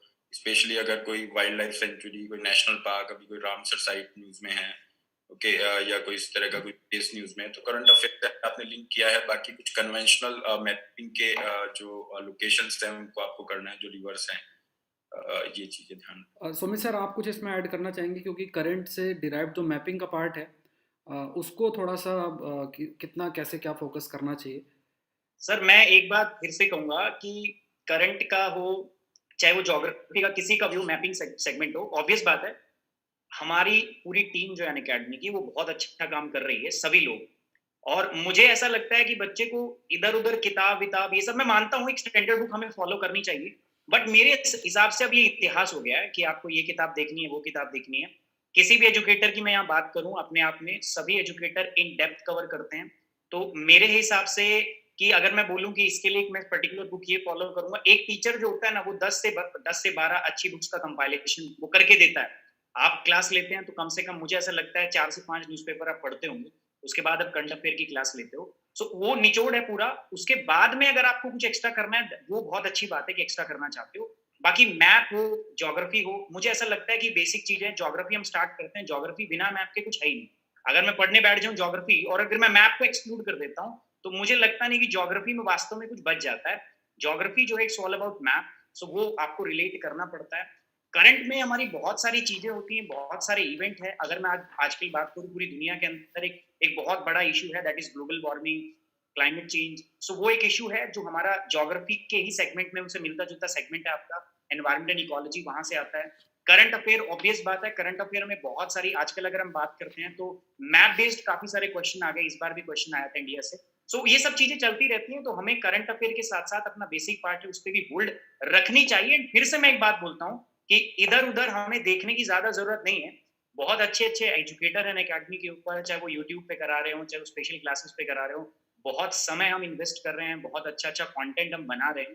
तो मेरे हिसाब से 4 किताबें पढ़ने से अच्छा है कि 1 घंटे का वो लेक्चर देखा जाए। उसके बाद में यू आर फ्री, आप डिसाइड कीजिए। बच्चों से मैं कहना चाहूंगा, एक बार आप देखिए, उसके बाद आप डिसाइड कीजिए कौन सी किताबें पढ़नी है। बाकी ये सब किताबें आज भी यही हैं, 4 साल बाद भी यही रहेंगी। जो स्टैंडर्ड बुक्स हैं वो स्टैंडर्ड बुक्स हैं, वो आपकी रहेंगी। बट मेरे हिसाब से ज्यादा उनको पहले सुनना चाहिए। एजुकेटर्स, इतने सारे एजुकेटर्स हमारे साथ में हैं, उनको सुनना चाहिए। उनके बाद में वो डिसाइड करे कि हाँ, अब इसके बाद कुछ बचता है, क्योंकि मुझे लगता नहीं उसके बाद कुछ बचता है। सौरभ सर। हाँ, सर एक का एक कहना एक है बहुत कि बहुत ही डिफरेंट अप्रोच है, बट ठीक है। आप, मैं अ, एक इसको थोड़ा कहना चाहूंगा, क्योंकि हाँ। थोड़ा सा देखिए, सर का कहना है और बहुत अच्छी बात है। इसमें एक एक बहुत पॉजिटिव पॉइंट है कि जैसे अगर आप अपने टीचर के साथ कनेक्ट हैं, बिल्कुल सही तो बात। इसका मतलब है कि बच्चा अपनी स्ट्रेंथ देख सकता है कि हम टीचर के साथ कितना चल पा रहे हैं। बिल्कुल, बिल्कुल। अगर उसको ये बात पता लगे कि टीचर के साथ हम इतना चल पा रहे हैं, फिर वो डिपेंड करता है, जो राहुल सर ने बताया या जो मधुकर सर ज्योग्राफी पढ़ाते हैं इतना बढ़िया, तो इन लोगों की जो स्ट्रेटजी है कि अपना 6 to 12 आप एनसीईआरटी कुछ ओल्ड रख लीजिए, कुछ न्यू रख लीजिए। लेकिन टीचर ऑब्वियस है, देखिए हम लोग किन बच्चों को संबोधित कर रहे हैं, जो मेरा अपना मानना है, हम लोग थोड़ा सा उन बच्चों को संबोधित कर रहे हैं जो मेट्रो से थोड़े से बाहर है मैक्सिमम। तो उन बच्चों के लिए ये स्ट्रेटजी बहुत अच्छी, क्योंकि उन्हें भटकना नहीं पड़ेगा। जो सुमित सर ने कहा कि अगर टीचर पर थोड़ा फोकस आप करें तो भटकाव नहीं होगा, यानी कि वो बता देगा कि आपको ये चीजें हैं, तो आपका जो देखने का नजरिया वो बिल्कुल स्ट्रेट फॉरवर्ड हो जाएगा और आप भटकेंगे नहीं। और भटकेंगे नहीं तो ऑब्वियस है आप अपने टारगेट को अचीव कर ले जाएंगे। तो एक अच्छी सलाह थी ये, इसका मैं बिल्कुल, मतलब बिल्कुल। ऑनर सुमित करना सर, चाहिए। Please sir. सर एक बात मैं जोड़ना चाहूंगा, मतलब जो अप्रोच की बात हुई कि ये बहुत ही अलग अप्रोच है। सर मुझे ऐसा लगता है, मैं आपको एक ऑनेस्टली एक बात बताता हूँ कि मैं जब हिस्ट्री देखने को जाता हूँ तो मुझे लगता है जो प्रतीक सर ने हिस्ट्री का, एनसीईआरटी का उन्होंने लेक्चर लिया हुआ है। मैं बार बार बोल दूं एनसीईआरटी पढ़ो, एनसीईआरटी पढ़ो, बट मैं एनसीईआरटी पढ़ूंगा, फर्स्ट टाइम एनसीईआरटी पढ़ूंगा। ऑब्वियस बात है, बहुत सारे स्टूडेंट ऐसे, ज्यादातर स्टूडेंट ऐसे हैं जो इंजीनियर बैकग्राउंड से हैं। हम भी इंजीनियर थे, अब हम इधर आ गए। इंजीनियर बैकग्राउंड से कोई भी स्टूडेंट आता है तो उसका उतना हिस्ट्री के अंदर इंसाइट नहीं होगा और वो डेवलप भी नहीं कर पाता। लेकिन अगर वही क्लास एक बार वो देखने के बाद में उस हिस्ट्री के पार्ट को पढ़ता है, तो मुझे लगता भी नहीं कि वो हिस्ट्री उनको पढ़ने की जरूरत है। बिल्कुल, बिल्कुल सर, वो बिल्कुल। हिस्ट्री अगर जो सर ने पढ़ाई है उसके बाद में, वो लेक्चर सुनने के बाद में, मुझे नहीं लगता कि उस हिस्ट्री की किताब में, उस पर्टिकुलर सेगमेंट में 6 क्लास के एनसीईआरटी के अंदर उतना पार्ट दिया हुआ है। ऐसे ही मैं अगर बात करूं, मैं पॉलिटी में बात कर लूं, मैं ज्योग्राफी में बात कर लूं, या मैं न्यूज़पेपर में ही बात कर लेता हूं, मॉर्निंग द हिंदू। कितने सारे ऐसे बच्चे हैं सर, सबको पता है ये, मतलब बात तो सबकी जुबान पे है कि हिंदू बाइबल है, लेकिन कितने बच्चों को सही तरीके से उसका पढ़ने का वास्तव में उनको पता है कि कैसे पढ़ते हैं। मैं अपनी बात बता देता हूँ सर, बहुत सारे बच्चे तो जो हैं वो हिंदी बैकग्राउंड से हैं, बिल्कुल सर। उन्होंने 10th तक, वो सर ने बताया, सुनील सर ने बोला कि गांव से बिलोंग करते हैं, तो वास्तव में उनको सही में नहीं पता ये द हिंदू वगैरह इतना। आज तो चलो ठीक है सर, ये यूट्यूब के माध्यम से इतना एजुकेशन स्प्रेड हो गया। मैं अपनी बताता हूँ, जब पहली बार मैंने सुना था ना कि द हिंदू पढ़ना है, मुझे लगा क्या बीमारी है यार, द हिंदी आज तक मैंने न्यूज़पेपर नहीं पढ़ा, द हिंदू कहाँ से पढ़ूंगा मैं सच बता रहा हूँ सर। 5 रुपए का उस टाइम पे न्यूज़पेपर आता था, मैं लेके बैठा, मैं कोचिंग जाता था दिल्ली में, तो मैंने वो द हिंदू 5 रुपए में, उस टाइम 4 रुपए में मिलता था, मैंने खरीदा।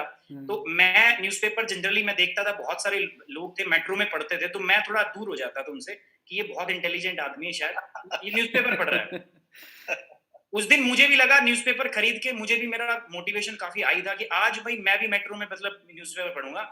गलती ये होगी, वो एडिटोरियल पेज खुल गया मेरे से सर, उसमें कोई चित्र था ही नहीं, मतलब सब कुछ लिखा ही लिखा था, तो मैं ब्लैंक हो गया। मैं यार ये कैसे करूं। तो मैं वही मान रहा हूँ कि एक नया स्टूडेंट अगर कोई भी आता है ना, तो वो शायद सौरव सर जितना उसमें इंसाइट नहीं ढूंढ पाएगा अगर आप उसको द हिंदू सीधा पढ़ने को बोलोगे। वो बिल्कुल समय वेस्ट करेगा, डिस्करेज होगा। और बहुत सारे ऐसे लोग हैं सर, आपको भी पता है कितने एग्जाम्पल ऐसे हैं कि प्रिपरेशन स्टार्ट करते हैं, बहुत वो पीक पे होते हैं।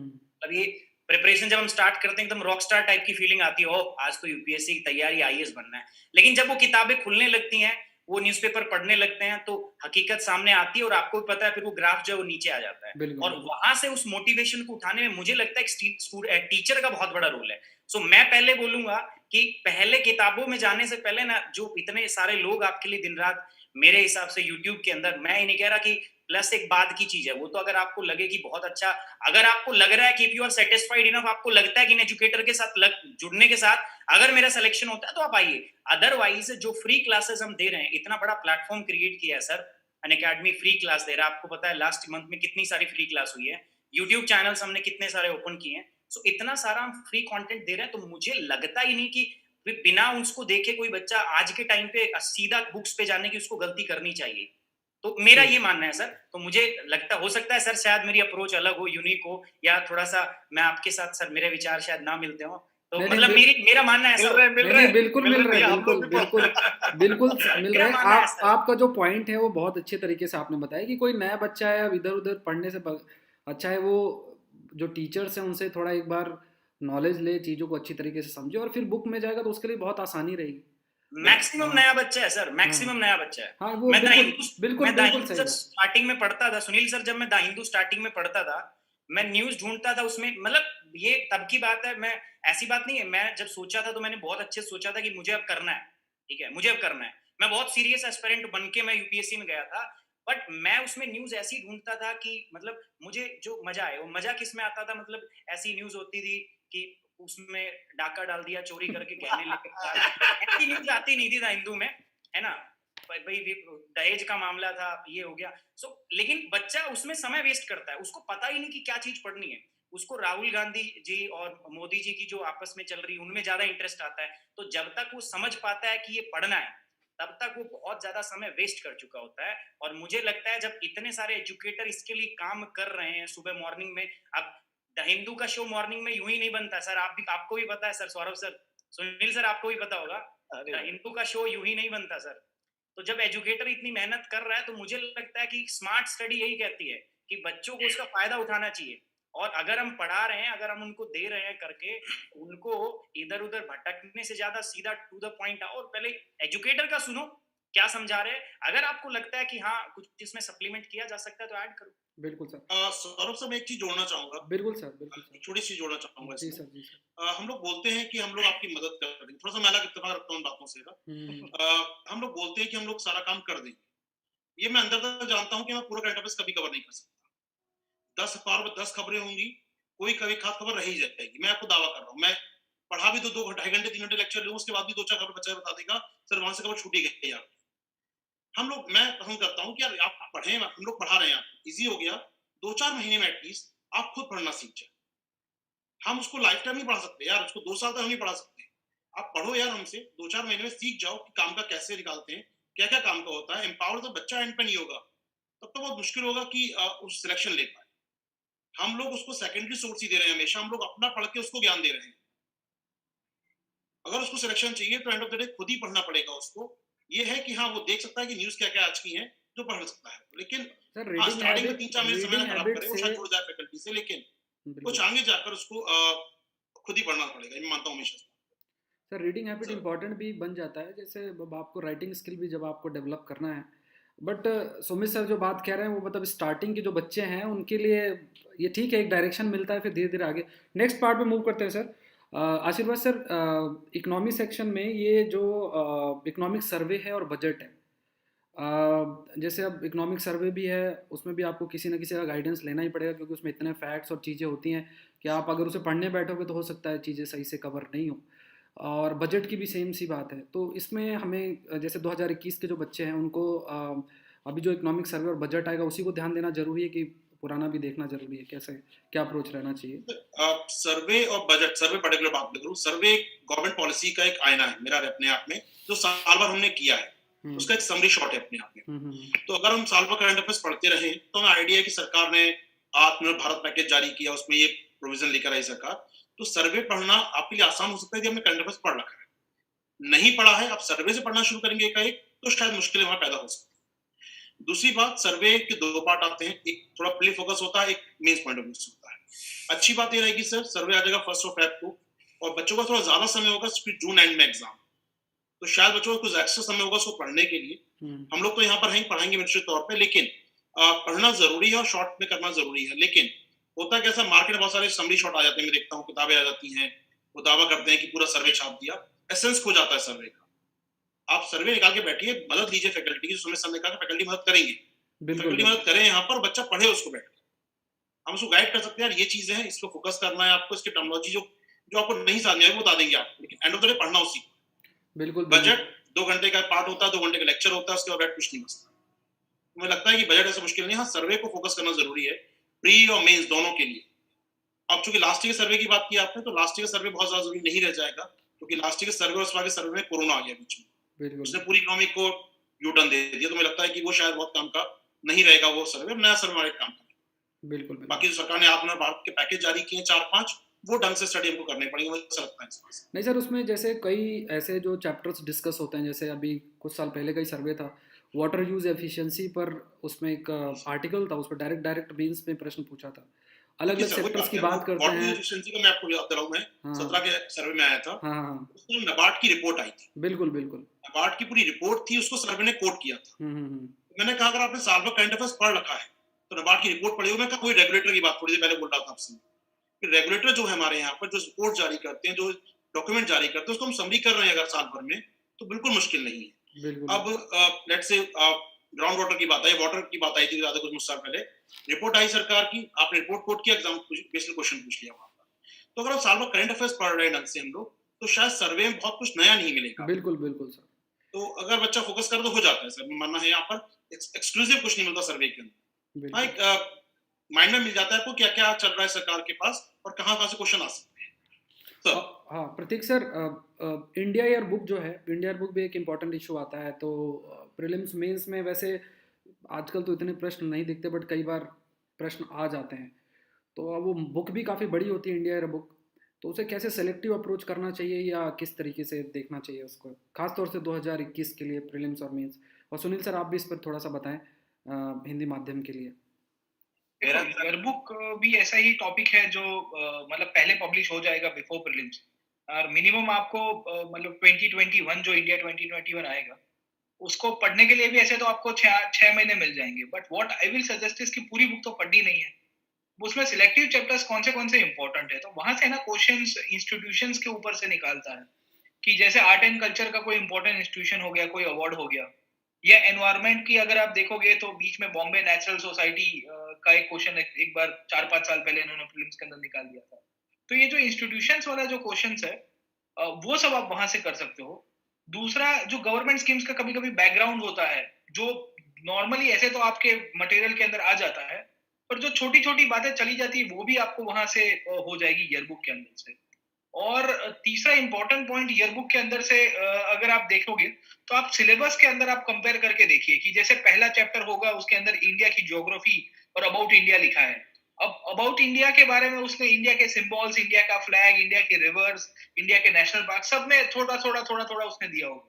So even if you read that chapter from the exam perspective, you will find something new. वो किताब के अंदर से, वो चैप्टर के अंदर से आपको 2-3 फैक्ट ऐसे दिखेंगे, और कभी कभी वहां से भी छोटा मोटा है ना सिंपल क्वेश्चंस भी निकल जाएंगे, क्योंकि इंट्रोडक्शन में डाला होगा कि इंडिया का हिस्टोरिकल पास्ट ऐसा रहा है, इसमें कुछ राजा ने ये कर दिया था और वहां से कुछ क्वेश्चन बन गया। तो इसमें ऐसा है कि आपको क्या करना है कि उसके अंदर तो करीबन चलो 20 चैप्टर है, तो 20 के 20 चैप्टर डिटेल में नहीं करना है, पर जो सिलेक्टिव चैप्टर है वो तो आप कर सकते हो।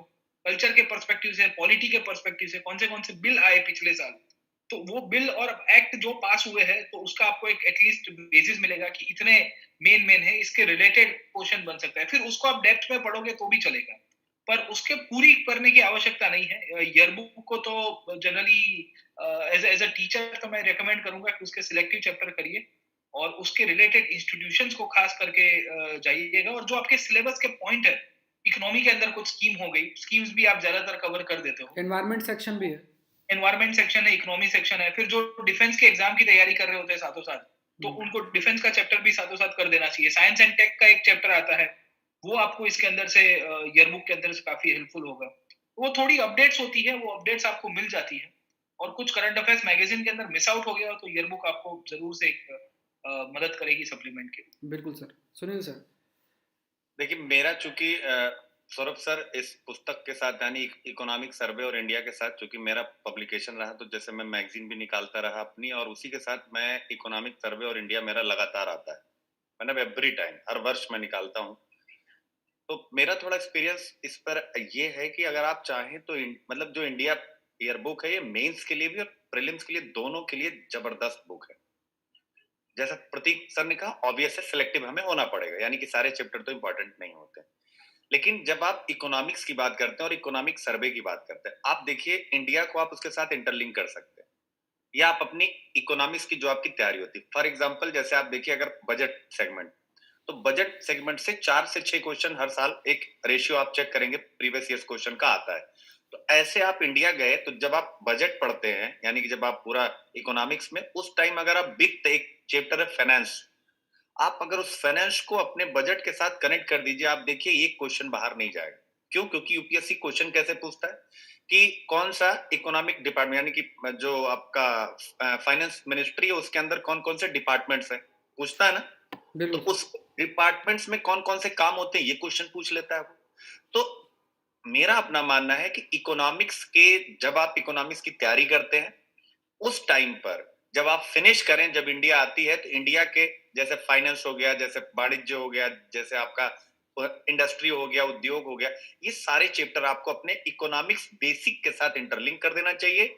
इधर इंस्टीट्यूशंस और सारी चीजें आपकी क्लियर होंगी, इधर आपका आपकी बुक से, आपकी कोचिंग से, जहां भी आप पढ़ते हैं, आपका बेसिक क्लियर होगा। और जैसा आशीर्वाद सर ने बताया था, इकोनॉमिक्स का जो आपका इकोनॉमिक सर्वे है, वो क्या करेगा, आपको जो कुछ ट्रेंड इकोनॉमी में चल रहा है, क्योंकि यूपीएससी इकोनॉमी में ट्रेंड पूछता है कि क्वेश्चन है कि लास्ट 1 डिकेड में भारत की जीडीपी कंटिन्यूअसली बढ़ी है, पर कैपिटा इनकम कंटिन्यूअसली बढ़ी है कि घटी है। तो ये जो ट्रेंड पूछता है, इस ट्रेंड का एक ही सॉल्यूशन है, वो है इकोनॉमिक सर्वे। तो ये तीनों एक दूसरे के साथ मिले हुए, यानी इकोनॉमिक्स का बेसिक, मान लीजिए आशीर्वाद सर से या मधुकर सर से पढ़ रहा है, तो वो हो गया, उसका बेसिक क्लियर हो गया। उसके साथ इंडिया, यानी कि इंडिया के चैप्टर्स जो इकोनॉमी वाले, वो कनेक्ट हो गए, प्लस सर्वे से उसको मिल गया, ट्रेंड मिल गया। तो ये तीनों मिल करके उसकी पूरी जर्नी को बहुत जबरदस्त कंपाइल करके और उसे आगे बढ़ा देते। एक सेकंड सर, एक पॉइंट और, इंडिया मेंस के लिए कैसे, जैसे आप अगर चैप्टर नंबर 28 देखिएगा, चैप्टर नंबर 28 कौन सा होता है, वेलफेयर, इंग्लिश में कल्याण होता है, हिंदी में कल्याण। चैप्टर आप खोलेंगे तो सोशल जस्टिस, जो जीएस पेपर 2 का एकदम इंटरलिंक है, यानी कि यूनिट 12 है सोशल जस्टिस की, कि जनसंख्या के जो वीकर सेक्शन है, उनके लिए जो भी सिस्टम है, जो पॉलिसीज हैं, उस पर वो पूरी यूनिट है। आप देखेंगे कि कल्याण चैप्टर में वीकर सेक्शन, यानी कि कितने वृद्ध, दिव्यांग, बच्चे, महिला, माइनॉरिटीज जितने हैं, सबके लिए क्या क्या, कौन मिनिस्ट्री रिस्पॉन्सिबल है, कौन डिपार्टमेंट, कौन सा कमीशन, कौन सी स्कीम, इतना बढ़िया। अगर वो 28 नंबर चैप्टर आप जीएस पेपर 2 के सोशल जस्टिस से इंटरलिंक कर दे, पूरी चीज पिक्चर क्लियर हो जाती। तो ये वो किताबें वही है कि जोड़नी है बच्चों को, ये मेरा अपना मानना है। बिल्कुल बिल्कुल सर, सही बात जी। हाँ सुमित सर। मैं सुनील सर से मैं थोड़ा सा और पूछना चाहूंगा, आशीर्वाद सर से पूछना चाहूंगा, ये इंडिया ईयर बुक की किताब सर, ये मेरे हिसाब से 1700 से 1800 पेज के आसपास की है। हाँ, है ना? नहीं 1000-1200 चलो ठीक है सर, 1000 मान लिया जी। और उसके बाद में 500 पेज का इकोनॉमिक सर्वे आ जाता है। हाँ बिल्कुल। उसके बाद बजट आ जाता है सर। जी जी। मुझे क्या लगता है ना सर, मैं प्रिपरेशन से ज्यादा दूर, मतलब अभी मैंने जस्ट मतलब छोड़ा ही है, मतलब ऐसे छोड़ा भी नहीं, मैं उसी प्रोसेस में हूँ। तो मुझे क्या लगता है ना सर, मैं नाम लेना चाहूंगा, मतलब मैं उनको गुरु मानता हूँ। मेरे हिसाब से इतना सब पढ़ने के अलावा ना, आशीर्वाद सर, अगर मैं एक मुरनाल सर का वीडियो देखता हूँ ना, मुझे लगता नहीं उससे कुछ छूट जाता है। मैं एक मतलब ऐसे ही एक बात बोल रहा हूँ, तो मुझे लगता नहीं छूट जाता है। और मैं गारंटी दे रहा हूँ, ऐसा एक स्टूडेंट यूपीएससी में नहीं मिलेगा जो इस इंडिया ईयर बुक की किताब को थ्रू आउट फर्स्ट पेज से लास्ट पेज में, सेलेक्टिव होना पड़ेगा, लेकिन सेलेक्टिव होने में भी हमें टीचर की मदद तो लेनी पड़ेगी ना। तो वो तो एक मिनट सर, आपकी बात को मैं थोड़ा करूं। देखिए आपकी बात ठीक है, आपने मुरनल सर की बात करी, आदर है उनका और बहुत अच्छे हैं, इट्स ओके।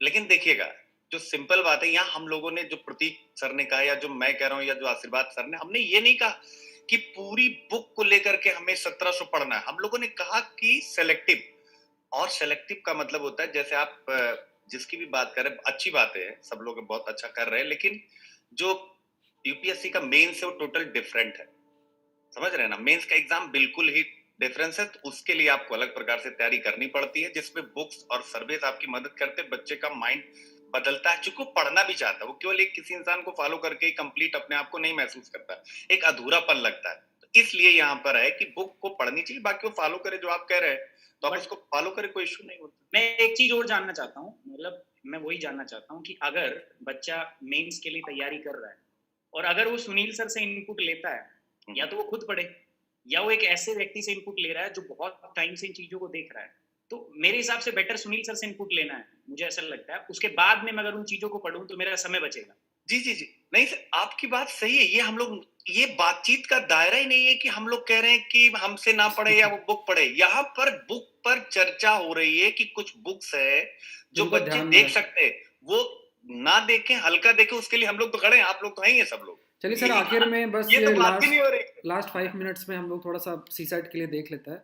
हाँ, कोटवे कर सर सकते से सर। अच्छा तो इसमें कौन बताएगा। जी जी, बिल्कुल। प्रीलिम्स में सर बहुत से ऐसे स्टूडेंट्स हैं जो बहुत हाई स्कोर करते हैं प्रीलिम्स पेपर 1 के अंदर, पेपर 2 में रह जाते हैं, और हिंदी माध्यम में भी है। इस बार तो पेपर ऐसा था कि इंग्लिश मीडियम में भी आपको ऐसे बच्चे हो जाएंगे, और सी सेट एक ऐसा है कि इतना कम क्वालिफाइंग मार्क्स है तो लोग उसको इग्नोर भी करते हैं काफ़ी ज़्यादा, मतलब ध्यान ज़्यादा नहीं देते हैं। तो ख़ास तौर से आप हिंदी माध्यम के लिए बताइए कि 2021 प्रीलिम्स के लिए सी सेट को बेसिक क्या ध्यान में उनको रखना है।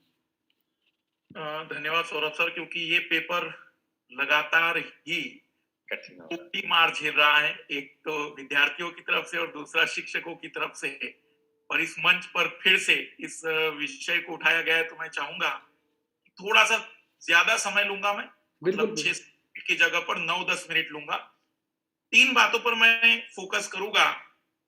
सबसे पहले तो सीसेट जैसे पेपर के लिए मैं कहूंगा कि सुमित सर वाली जो स्ट्रेटजी है वो ज्यादा सही बैठेगी। उसका पहला रीजन ये है, जैसे मान लीजिए कोई विद्यार्थी कहे सर मुझे मैथ्स करना है, और वो कहे मैं एनसीईआरटी की कक्षा 6वीं से लेकर 10वीं तक का मैथ्स करूंगा, तो उसे 10 साल लग जाएंगे सीसेट के केवल 33% मार्क्स को लाने। उसका रीजन ये है क्योंकि 80 सवाल है, 27 क्वेश्चन सही करने हैं। तो मैं यहाँ पर कहूंगा कि जहां सीसेट जैसे विषय की बात आ रही है, अभी 180 दिन है, यहां से प्रतिदिन 1 घंटे का समय हमें निकालना पड़ेगा, और स्पेशली सीसेट के लिए। उस 1 घंटे में हमें कवर करना क्या है?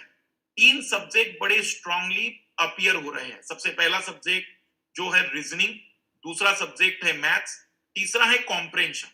अभी तक जो दूसरा बड़ा ड्रॉबैक आ रहा था, पहला ड्रॉबैक तो था कि भाई क्वालिफाइंग है तो कर लेंगे, दूसरा ड्रॉबैक क्या था? कॉम्प्रेhension पे बलबूते विद्यार्थी उतर जाते थे। इसे रोकना पड़ेगा, क्योंकि कॉम्प्रेhension 2018 के बाद अजम्पशन वाले बन चुके हैं। अभी तक कंक्लूजन पूछा जाता था, कोरोलरी पूछा जाता था, अजम्पशन पूछे जाते थे। अब मैक्सिमम अजम्पशन बेस्ड क्वेश्चन है, और मेंटली मुझे लगता है कि स्टूडेंट उतना मेच्योर नहीं है कि उस अजम्पशन को वो प्रेडिक्ट कर सके उस स्ट्रेस वाली सिचुएशन। तो मैं यहां पर कहूंगा कि कंप्रेहेंसिव स्टडी करिए, मैथ्स, रीजनिंग और कॉम्प्रेhension, इन तीनों को कवर करने के लिए फोकस करना है। जो तीसरा सबसे ज्यादा जरूरी बात है, आर.एस. अग्रवाल या किसी भी किताब को मत खरीदिए। उससे ज्यादा बेटर है कि आपके पास 10 साल के सवाल हैं, 800 क्वेश्चन आपके पास पिछले 10 साल में आ चुके हैं। अपनी एक स्टैंडर्ड थ्योरी हर एक की होती है, जैसे कि मैं कहूंगा टीचर बहुत सारे हैं सीसेट के लिए भी। आप किसी भी टीचर को मैथ्स पढ़ा रहे, जैसे मान लीजिए परसेंट पढ़ रहे हैं, अब मान लीजिए परसेंट में पिछले 10 साल से पढ़ा रहा हूं, और परसेंट पर मैंने लगभग 20 टाइप के सवालों के लिए स्पेशल ट्रिक्स बना ली है। मुझे 10 साल लगे उसे बनाने के लिए। मैं ये मानता हूं कि कोई विद्यार्थी अगर कितना भी इंटेलिजेंट होगा, 2 साल तो लगाएगा। तो क्यों हम इस 10 साल की मेहनत का बेनिफिट ना उठा ले? तो जहां जहां से जो टीचर सब्जेक्ट में जो टॉपिक कवर कर दे रहा है, उस टॉपिक को कवर करें, और उस पर बेस्ड क्वेश्चन पिछले साल में, आजकल मार्केट में बहुत सारी किताबें जो चैप्टर वाइज आपको पिछले साल के पूरे क्वेश्चन दिला देती है। तो ये बेस्ट स्ट्रेटजी रहेगी कि 1 आवर सभी सब्जेक्ट कवर करने हैं, और ज्यादा भटकना नहीं है। जितना कोई मास्टर कवर करा दे उस पर बेस क्वेश्चनों को करना है। हाँ, जो सबसे बड़ा फियर फैक्टर है, मेरा मैथ्स बहुत ही वीक था या मेरा मैथ्स मैंने 8वीं में छोड़ दिया था। मुझे लगता है कि हर कोई व्यक्ति की जिंदगी में जो सब्जेक्ट वीक होता है, वास्तव में वो उसका वीक नहीं था, उसकी जिंदगी का वो मास्टर उसे वीक मिल गया था। अब ये बदलाव उसे स्वीकार करना पड़ेगा कि अब उसके पास अगर बेहतरीन टीचर अवेलेबल हैं, बेहतरीन शिक्षक उपलब्ध हैं, तो मैं कहूंगा कि वह अब ज्यादा डरे नहीं, लड़ने की थोड़ी हिम्मत। और जैसे मैथ्स है, 5 टॉपिक तो कर सकता है, 10 सवाल आएंगे, 6-7 उसमें से निकाल देंगे, रीजनिंग में से 15-16 निकाल देंगे, कॉम्प्रिहेंशन में से 15-16 निकालेंगे, बट हम किसी एक पर ज्यादा प्रेशर नहीं डालेंगे। और क्योंकि सर एक अंतिम बात मैं कहना चाहूंगा कि बहुत लंबे समय से डिस्कशन हो रहा था, और जैसे कि मैंने शुरुआत में भी कहा था, मैं किसी भी सब्जेक्ट में ना तो सेलेक्टिव होना पसंद करता हूं, ना अप्रोच इस तरीके से कि कंप्लीटली डिपेंड वाला। जैसे कि आशीर्वाद सर काफी ज्यादा एक्सपीरियंस रखते हैं, तो मैं यहाँ पर छोटी सी बात कहूंगा, अगर आप अपनी एक बुक और एक्सपर्ट इन दोनों को लेकर चल रहे हैं, तो निश्चित तौर पर आप लोगों को एक ऐसा अप्रोच मिलेगा। देखिए क्या होता है सर, एक छोटा सा सवाल मुझसे एक बार पूछा गया था सेमिनार में कि सर ये रीजनिंग इतना अच्छा सब्जेक्ट, अगर जैसे मैं रीजनिंग के लिए जाना जाता था, तो फिर इसे यूनिवर्सिटी में या किसी भी इसमें शामिल क्यों नहीं कर देते हैं? तो मैंने कहा था कि भाई ये जो विषय लाया गया है उसका एक सबसे बड़ा जो रीजन है वो ये था कि सर जब मैं किसी विद्यार्थी को पढ़ा रहा हूं, वो मेरे ज्ञान का शायद 80 से 90% मैं डिलीवर करता हूं। इसे कहते हैं कि हम इसे जब इकोनॉमिक्स पढ़ाते तो पीडीएस में एक होता है सर लीकेज। तो ये नॉलेज लीकेज की प्रॉब्लम ट्रांसफर में भी होती है। जब मैं किसी विषय को पढ़ा रहा होता हूं और जब वो नॉलेज किसी दूसरे तक पहुंच रहा है, तो लीकेज होता है। 60 to 70% वो विद्यार्थी तक पहुंचता है, और वह विद्यार्थी जब उसका विश्लेषण करता है तब उसे पता चलता है कि उसके पास तो 40-50% चीज पहुंच पाई है। इस लीकेज की भरपाई करने के लिए हम बार बार रिक्वेस्ट करते हैं कि देखो बेटा, एनसीईआरटी या स्टैंडर्ड बुक तब पढ़ना शुरू करो जब आपने लगभग 7-8 कक्षाएं ली हो। इससे आपका लीकेज जो है वो फील होगा, और जैसा जितना नॉलेज मेरे पास 90 और 100% है, शायद आपके पास 120 होगा, तब जाकर इस यूपीएससी जैसी बेहतरीन परीक्षा में आप एक बेहतरीन परफॉर्मेंस कर पाओगे। तो हर जगह पर अपनी अपनी स्ट्रेटजी है, हर जगह पर अलग अलग रणनीतियां हैं। यदि इन सभी को ओवरऑल जोड़े तो मुझे जो लगता है सब्जेक्ट एक्सपर्ट और बुक, ये बिल्कुल सर। मध्य मार्ग निकलना चाहिए जो हर जगह मदद कर सकते हैं। क्योंकि कई विद्यार्थी अब कंफ्यूज हो गए नहीं कि सर, सर देखिए बिल्कुल सही बात है। अब क्या होता है कि सबकी वो किस्मत नहीं होती कि सबको गुरु मिल जाए, मतलब अच्छा गुरु मिल जाए। हाँ यूट्यूब ने बिल्कुल यूट्यूब में क्या है कि बहुत कंफ्यूजन हो गया। जब नए नए बच्चे जब एंटर करते हैं और टाइप करते हैं, कोई वीडियो आता है वो भी अच्छा लगेगा, फिर कोई कहेगा वो देखो वो अच्छा लगेगा, वो एक स्टेबल नहीं हो पाते हैं। जो ग्रीड होता है नॉलेज का, ग्रीड मतलब कि, या और इंफॉर्मेशन का जो ग्रीड है वो आपका एक्सपैंड होता है। जब आप बुक पढ़ते हैं तो वो जो ग्रीड है वो आपका कन्फाइंड रहता है।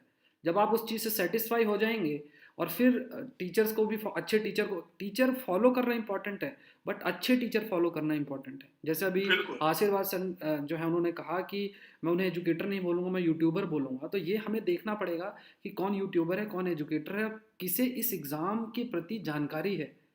ये बहुत इंपॉर्टेंट है। जैसे मैं आपको ये हमें बहुत जरूर, अदरवाइज खास तौर से मैं हिंदी माध्यम के बच्चों के लिए कहना चाहूँगा कि आप दोनों जो हैं बहुत ज़्यादा गाइडेंस प्रोवाइड करते हैं, लेकिन अगर आप और जगहों पे देखें, क्योंकि इंग्लिश माध्यम में तो आपको मिल जाएंगे टीचर्स जो है, कुछ ना कुछ आप आइडेंटिफाई कर लेंगे, बट हिंदी माध्यम में अगर आप आइडेंटिफाई करना चाहें टीचर्स, तो 5-6-7 नाम ही आप ले पाएंगे। आपका नाम ले लेंगे, कोटवे सर हैं, सुनील सर हैं।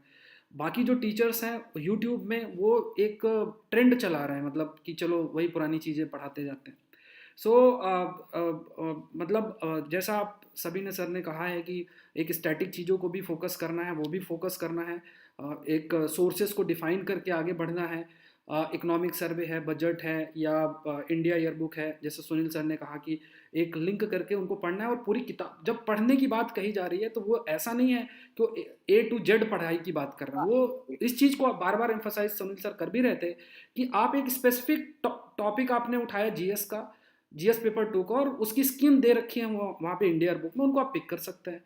आशीर्वाद सर ने भी इसी चीज़ पर फोकस किया कि कोई एक चीज़ पर वाटर यूज़ एफिशिएंसी पर चर्चा है तो आपको उसको देखना चाहिए। हिस्ट्री पर भी जो है प्रतीक सर ने जो है उसी बात पर एम्फोसाइज़ किया, और इंडिया बुक के कंटेक्स्ट में भी इसी चीज़ को एम्फोसाइज़ किया, रिसोर्सेस लिमिट करके उसको बार बार पढ़ना, क्योंकि अगर हम पढ़ने पर ध्यान नहीं देंगे, अब दिक्कत ये होती है कि हमें क्या पढ़ना है, जब वहाँ कन्फ्यूज़न होगा तो डाइवर्जन होगा, बट अगर हमारे माइंड में क्लियर है कि ये पढ़ना है मुझे, तो फिर डाइवर्जन नहीं है। बहुत अच्छी बात, ये बहुत इंपॉर्टेंट हो जाती है। और दूसरी चीज़ है कि जब टीचर्स का, वो तो गुरु जो कहते हैं उनका तो इम्पोर्टेंस है ही, लेकिन यूट्यूब के अंदर अगर देखा जाए बहुत अच्छे अच्छे टीचर्स भी हैं, लेकिन उन अच्छे टीचर्स तक नए स्टूडेंट को कई बार पहुंचने में समय लग जाता है। इतने बीच में लेयर्स आती हैं टीचर्स की, क्योंकि ऊपर तक पहुंचने में जो उन्हें सही रास्ता दिखाया वो वहां तक पहुंचने में शायद कई बार 6 महीने के साथ साल भर या कई बात लग जाती है। राहुल सर ने ज्योग्राफी के कंटेक्स्ट में बहुत सी बातें जो है बताई कि किस तरीके से उनको अप्रोच करना चाहिए, और राहुल सर ने कई बार इस प्रीलिम्स में भी बहुत हाई से हाई स्कोर किया हुआ है। राहुल सर, बस एक आखिरी क्वेश्चन है कि जो रिपोर्ट और इंडिसेस और गवर्नमेंट स्कीम, इन पर थोड़ा सा हमें कैसे प्रोसीड करना चाहिए, और इसके बाद हम इस सेशन को खत्म करते हैं। जैसे गवर्नमेंट स्कीम की बात हो रही है, तो गवर्नमेंट स्कीम के लिए काफी सारी जो स्कीम्स है बजट के अंदर मेंशन होंगी, उनको आप ऐड कर सकते हैं। कुछ चीजें आपकी इकोनॉमिक सर्वे के अंदर मेंशन होंगी जिन स्कीम्स पे गवर्नमेंट का फोकस होता है, फाइन। और जो डेली आप करंट अफेयर देख रहे हो वहां पे भी काफी स्कीम है, तो उनको ऐड ऑन करना। जैसे कि अभी पीएम वानी स्कीम न्यूज में है, उसे आपने ऐड किया, तो वो डेली बेसिस पे भी ऐड कर सकते हो, और जो कंपाइलेशन है गवर्नमेंट के जो पीरियोडिकल्स है वहां से भी उनको लेना। जो इंडाइसेस की बात हो रही है, रिपोर्ट्स की बात हो रही है, तो उसके अंदर जो क्वेश्चन है पिछले अगर हम ट्रेंड देखें कुछ सालों से, तो वहां से क्वेश्चन रहते हैं, और वो कंपैरेटिवली इजी भी होता है और हार्ड भी होता है।